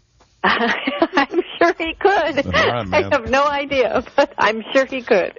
Patty, if you were ever given the chance to have an Elvis decanter, as I have, would you screw the head off and drink right out of Elvis's neck? Serious question. Oh, boy, this is a serious question. Of course it is. Yeah, I might. That's a good answer. I got a trivia question. Here's another one I'll throw at you, Patty, see if you can answer it. Okay. Who's the other artist that was around when Elvis was around that would make Elvis shoot out the television set? Oh, that is an easy one, E. Name the artist. That's so easy, E. Well, you're either talking about our piano-playing friend who... No. No? He didn't like him either, but that's not the answer we're looking for. The answer you're looking for? Yes, no. come on, darling. Come on, you got 10 seconds. Oh, my God. 9. It's not... 8. Love Dean Martin. No. 7. Let me give you a hint. 6. Tell me. Camelot. 5. 4. What was the hint? Oh, man, it Camelot. was... Come on now. Camelot. Camelot. Goulet, Jack. Had Robert Kennedy in it, right? No, it's Robert Goulet. God damn it, honey, it's Robert Goulet. Man, you got to bone up on your Elvis trivia, Patty Carroll. Can you tell me something? No. You guys... The following takes place Elvis between trivia. 6 a.m. Do any of the Elvis impersonators in your book, do they write their own medical scripts? Probably they do. Yeah. Probably. Are any of them federal officers? No. Let's go to a clip. Actually, that's not true. There's a state officer. He's a state trooper. Before we fly away, let's go to a clip of the book. Okay. Here now is a tape. Seriously, a tape of Michael Hoover. Following Because as you know, Rob and I are retarded, and we went to see him one night. Let's listen to the opening of this stellar performance. You are a great crowd. Thank you so much. Anybody here never seen us before? Anybody? Couple of people. Well, our show is Memories of Elvis, and this is a tribute to the late king of rock and roll. You know, we're not here to make fun of Elvis or take his place or anything like that. We're just here to bring you back some memories. And may I ask you in parting, sweet angel, to tell me about the Elvis impersonator who works with the ventriloquist dummy? Carrie Summers. Carrie Summers, what was he like, ma'am? He is the sweetest, nicest person you've ever met in your life. How about his dummy? Is his dummy as good as Lester from Willie Tyler and Lester? Yes, his dummy is phenomenal. Oh. And in fact, his dummy got him to be an Elvis. Patty, what's the best product to use to get a tricky biological stain out of a jumpsuit? Take it to your local dry cleaner. Dry cleaner. Patty, for a free plug for your book, which we are going to give you anyway. Okay. The World of Elvis, Tribute Artists, photographed by Patty Carroll. Can you tell me at the time of Elvis's death, how much did his colon weigh? I will give you a hint. It was chalky and impacted. I'm sure it was. You have at least 5 seconds. At least 4 pounds. How many pounds? 20. She's pretty close, Jack.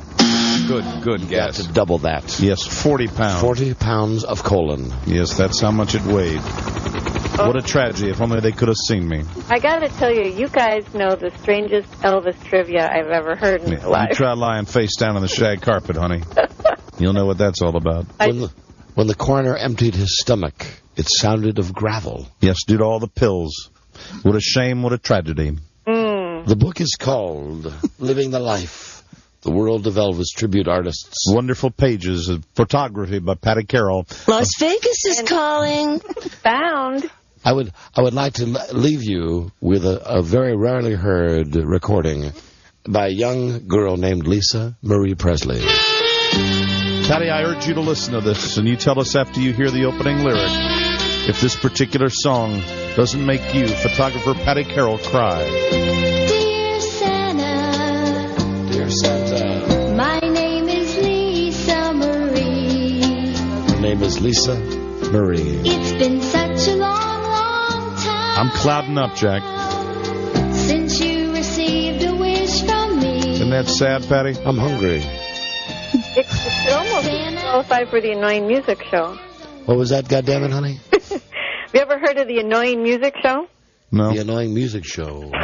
Well, it's just one of those other things that has music just like that. I'm just glad we did this interview as Elvis.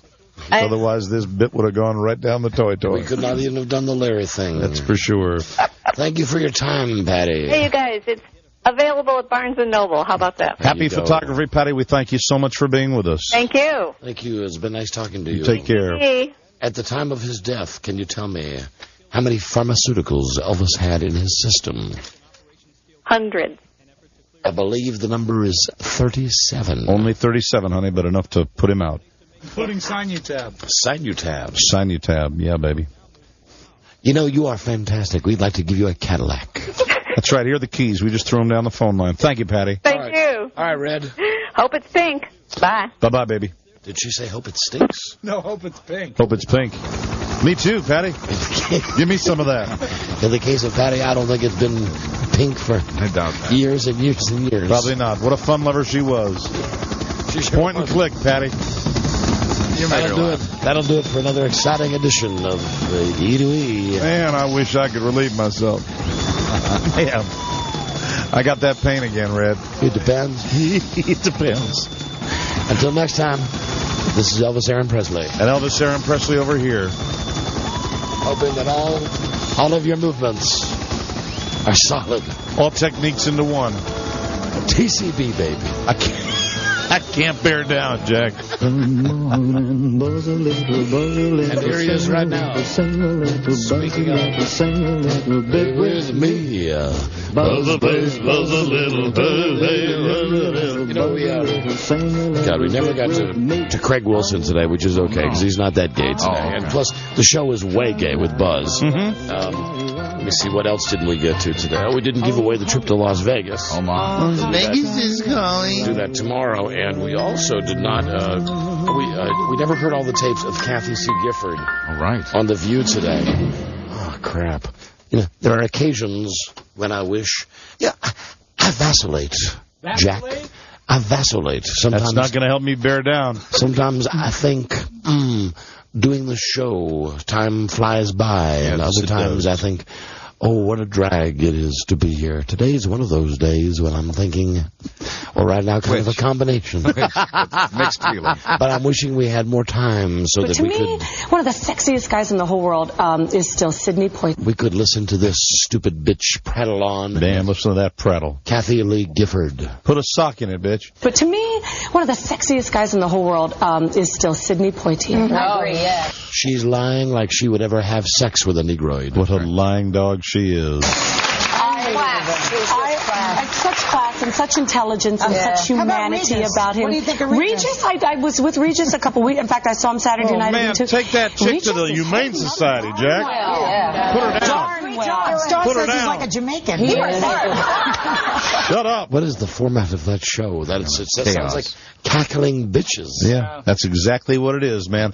I see. Incessant cackling. Was the working title. Well, tomorrow we will, in fact, listen to these tapes of Kathy Lee Gifford telling us how tough her life has been since she left Regis. You can do that tomorrow, man? Yes, we will. I'll bring a 45 then.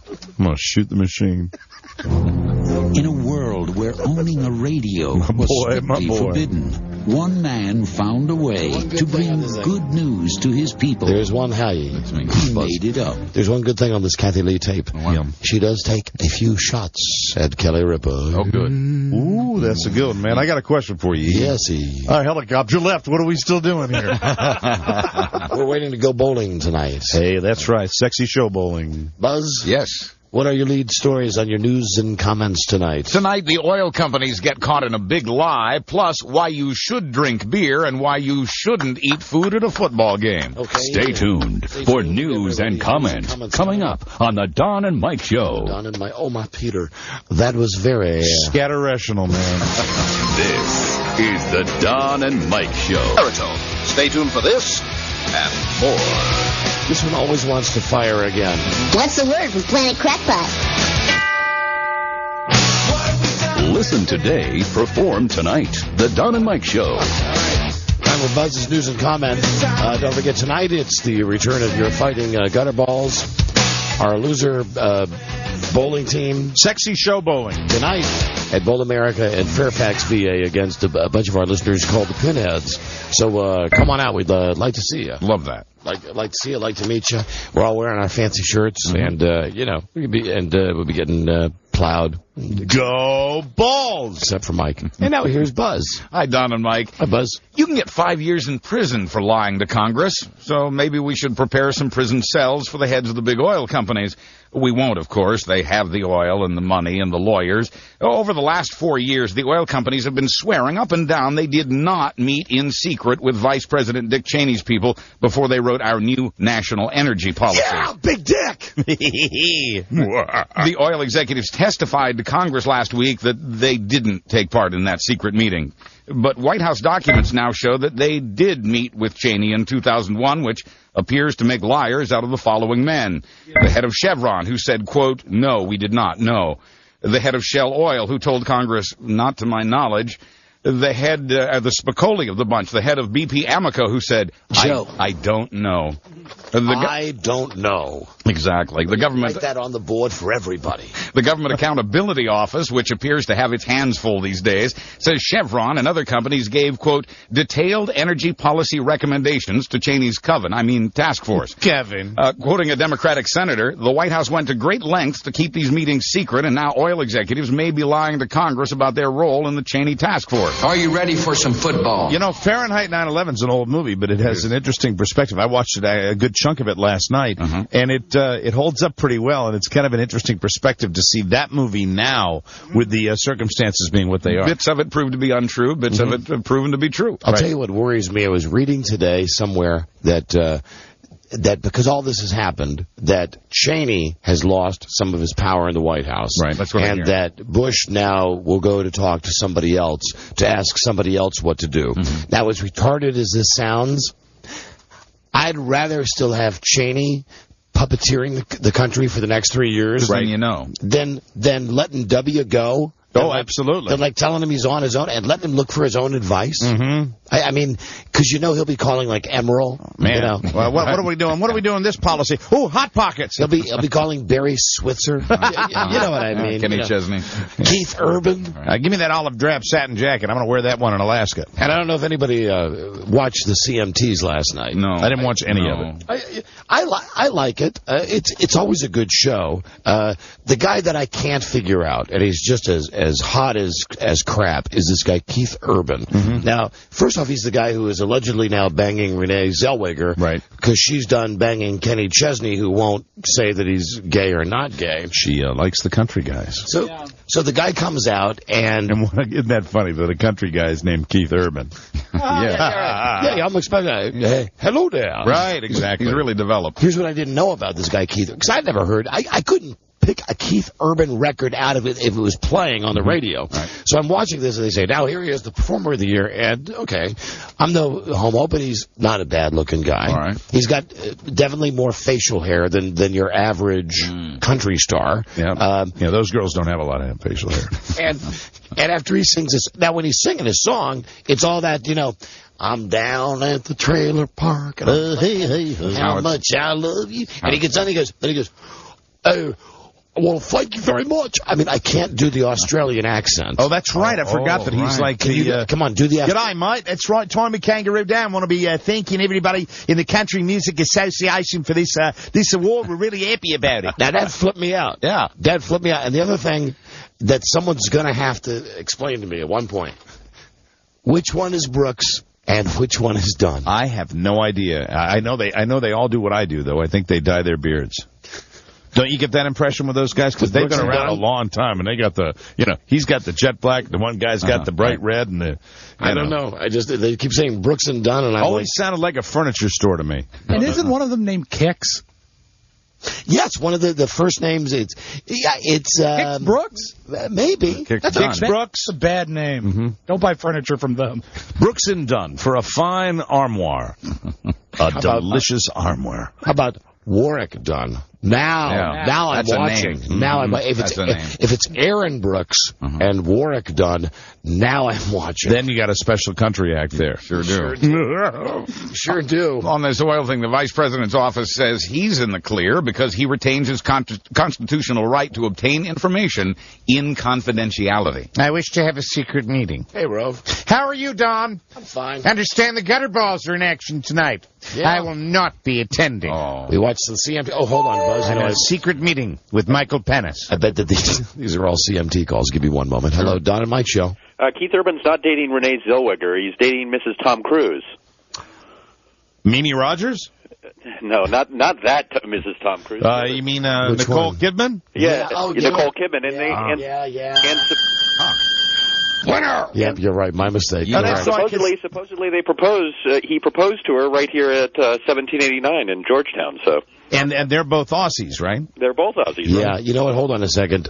You get the Starbucks gift card and more. Check out Ice Harvest, the new comedy with John Cusack and Billy Bob Thornton in theaters next Wednesday, November 23rd. I should have known that.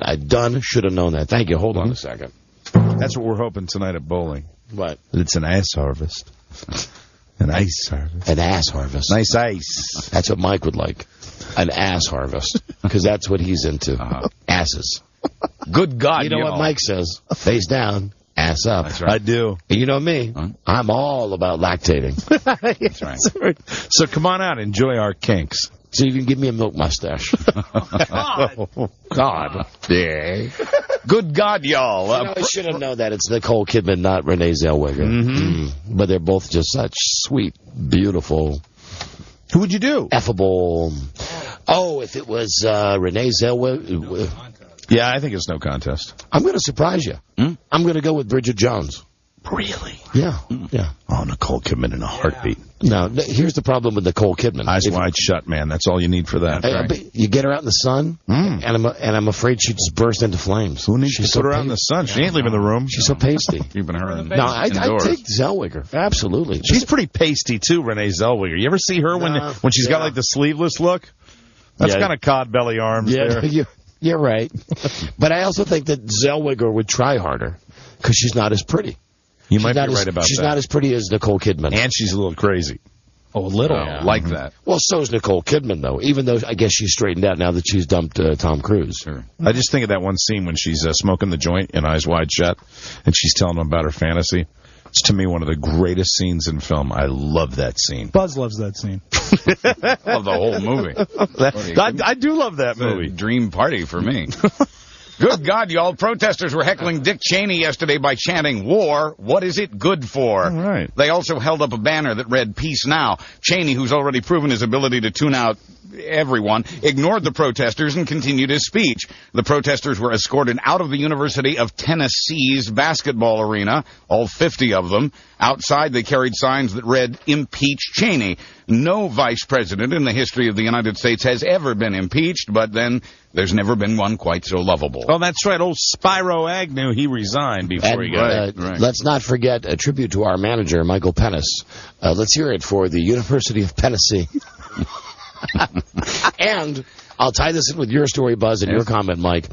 When I was a lad, I remember getting a bunch of laughs at school when I bought a Spiro Agnew watch. Yeah. And what was so funny was that the hands went backwards. Yeah, I remember that. Because he was such a liar. And I totally didn't get that it was a watch making a political statement. But he was just kind of a funny-looking guy. I love the fact that, it was like I had an American flag and a guy with a big nose and big ears, and his arms went around the wrong way. Yeah, I mean, the whole thing with the Nixon had the big, long, skinny nose, and Spyro Agnew had the big, fat, long nose. And I'm like you. I like calling him Spyro, not Spyro. Sure. Like Spirograph. Yeah. Spyro Agnew. Spyro Gyro.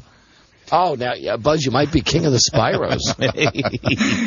The Food and Drug Administration has rejected a morning after pill under perhaps suspicious circumstances. Why? That's our story when we come back. Oh, you incredible tease. Morning after pill. If VA finds out about it, it's going to be somebody's ass. Morning after? How about years after? The 2-year after pill. If only. The 12-year after pill. VA, I've always given you 100%. It's like a big horse tranquilizer. Mike, may I just quote Maureen McGovern as we go to break? Please do. There's got to be a morning after. Hallelujah. Don't forget the remake of The Poseidon Adventure. That's sure to be dynamite. And that's a movie on TV, right? Yes. Right. I'm still watching it. I'm not. You know, I did watch the other night on Sunday night. I know we got a break here. Was the Penn and Teller show. Yes, I watched. And what I found great was Penn was showing at one point how they do this trick. So you get people out on the beach, and they say, pick any card. And no matter what card they pick, he like goes to a tree and opens up a coconut and says, did you say the 2 of spades? And he cracks it up. And well, he tells you how he did the trick. He said, you have 52 cards that are hidden on the beach. And no matter what card the person picks, you have to remember in your mind where you hid all the corresponding card. So there is a little bit of, diligence involved. Now, what is great about Penn and Teller was after they showed it, and they said, you want to know how you do it? You got to memorize it. They said, now we're going to show you some of the outtakes. Yeah. Because we had to do this about 8,000 times. Because they go to the wrong card? Occasionally. Yeah. So like it would be a chick, and you'd see them going through the whole stand-up rigmarole, and then they say, what was the card? And she said, the 8 of spades. And Penn goes, aha! Got it. And he goes right over by a tree, and there's a coconut, and he cracks it open, and he goes, there it is, the ace of spades. And then they cut to the chick, and she says, no, I said the 8 of spades. And then, because he knows it's not going to make the air, he goes, screw it. Where's the ace? The 8 of spades. 8 of spades. And then he reaches over, and he's like, right here in my pocket. And then he went on to explain that, seriously, he and Teller sat down and memorized where all 52 cards were hidden on the beach. Oh, God. You know, because really, isn't that the way, that's their big thing, that magic, it's really not that clever. No. It's more common sense. Like at the end, they take they haul the submarine out of the water with a helicopter. It's a con game. And then they showed at one point, Buzz, did you see the point where the same trick with the 52 cards? They had spliced together about 10 people where Penn and Teller screwed it up. And towards the end, they were just pissed. I mean, not the people. Yeah, in a funny way. Penn and Teller just go, Forget it. He actually said to one of the chicks, he said, listen, I got to remember 52 different cards that are hidden on this beach. I got no idea. Your card might be under that chair. It might be under that tree. It might be under that blanket. It might be in his pocket. I really don't know. Turn the effing camera off. It was like he's really angry? Yeah, it was fun. Pretty good moment. I didn't see that part of it. I wish I had. And I'll tell you what made me think of that was Sunday night, and I know that it is a Sunday night that they're giving us the remake of the Poseidon Adventure. Mm-hmm. Thank you. Without Gene Hackman. Right. And more importantly, without Shelley Winters.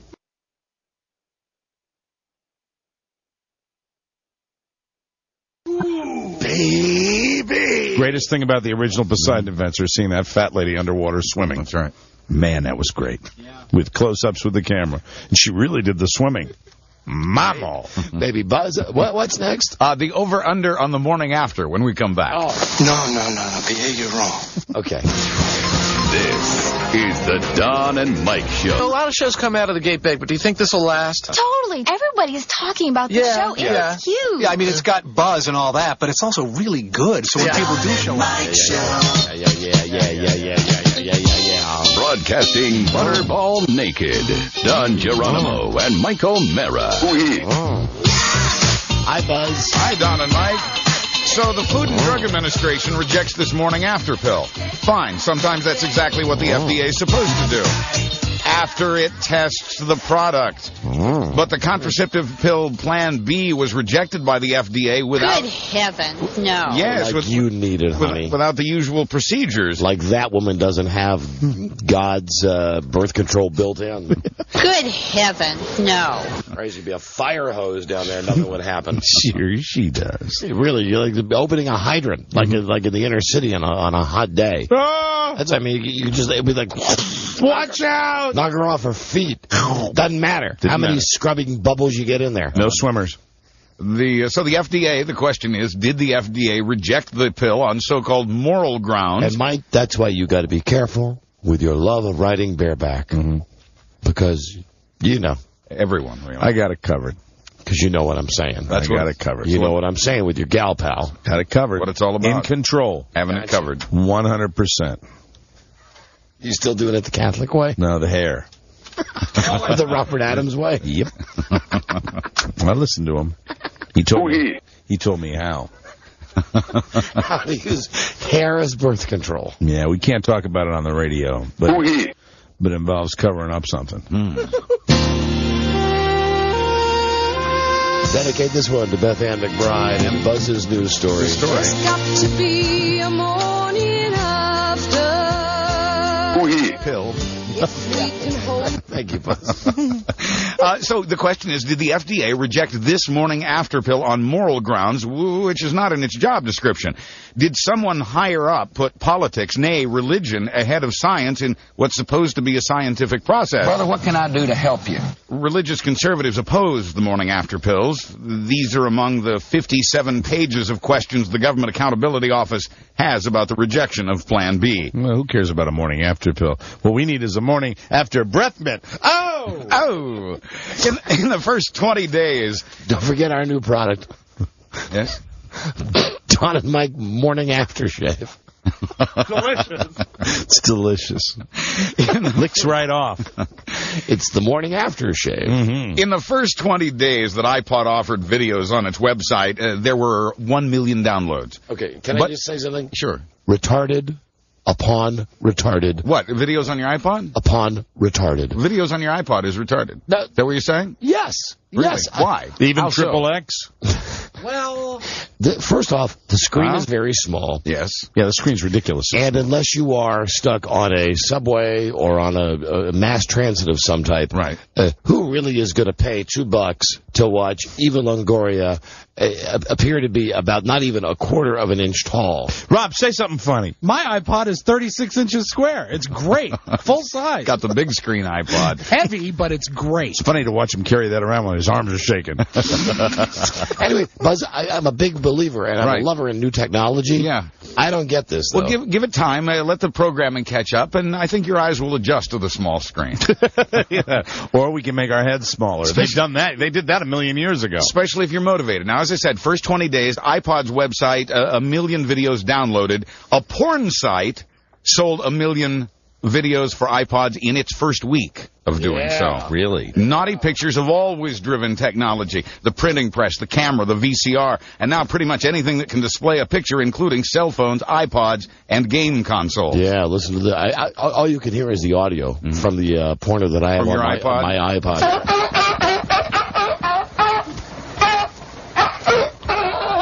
You know what about that seal? Hey, Billy Big Boys. What? It's lactating. Goddamn right, that's why it's on my iPod. Yeah, it's your cup of tea. And while adult content... Like a cup of warm milk. Adult content providers like Playboy and Penthouse and the slightly goth Suicide Girls website scramble to provide the pictures, cell phone makers are scrambling to make sure they're not accused of failing to keep the kids from getting this stuff. But the iPod is the wild, wild west, and so is Sony's portable PlayStation, for which porn is also being made. And the other thing that I don't get is this cell phone that's the MP3, that's like the iPod. Because to me, like for instance, my phone right here. Right. I got a good, nice, tiny phone. Right. It's a phone. Okay? Well, I mean... You don't want more. I don't know. I'm happy with the crap the phone does. I don't want to have 8,000 songs on my phone. You know, you're almost, you know what you're sounding like by saying that. Sensible? No, you're sounding like, you know, somebody that would say, I don't need computers. Too many. I don't need that. No. In a way, that kind of sounds like it might. I agree with you 100%, but it sounds like I've got my iPod. I've got my cell phone. I've got computers. I just don't need everything on one gigantic Dick Tracy wristwatch. That's all. Here's my fear. I'll run down the battery watching porn, and then my car will break down. You know what's missing in porn, though? And this is kind of I'll sound like an old man because it's not like the old days. You know what's missing in porn, which I'd like to see back? Tan lines. Do you get tan lines in porn anymore? Not so much, no. Under any circumstances? No. Do you get the big thing with the white line up on the side? No, you don't get that anymore. Not anymore. They're all the whores are all perfectly tan now. Yes, because of all the technology and tanning beds. We demand variety. It's crap. That's right. Put a bikini on, go out in the backyard, then make your porno. Here's the thing, though, about Hi there. Porn on the iPod is finally the guys in the videos won't look bigger. America's King of Porn says he doesn't get it. Quoting Ralph Whittington, a former Library of Congress curator who may have the world's biggest porn collection. Hello? Quoting him, I can't see anybody wanting to watch while they're sitting at the airport. I just don't see how it's going to be all that popular. But the people who make the porn apparently see the popularity potential. The people who make the phones, the games, and the iPods have no comment. Now. Yes. Let me just contradict what I said. All right. If you were on an airplane... and you wanted to go into the bathroom, and you wanted to you go in with your iPod, in that case, yes, that would be a winner.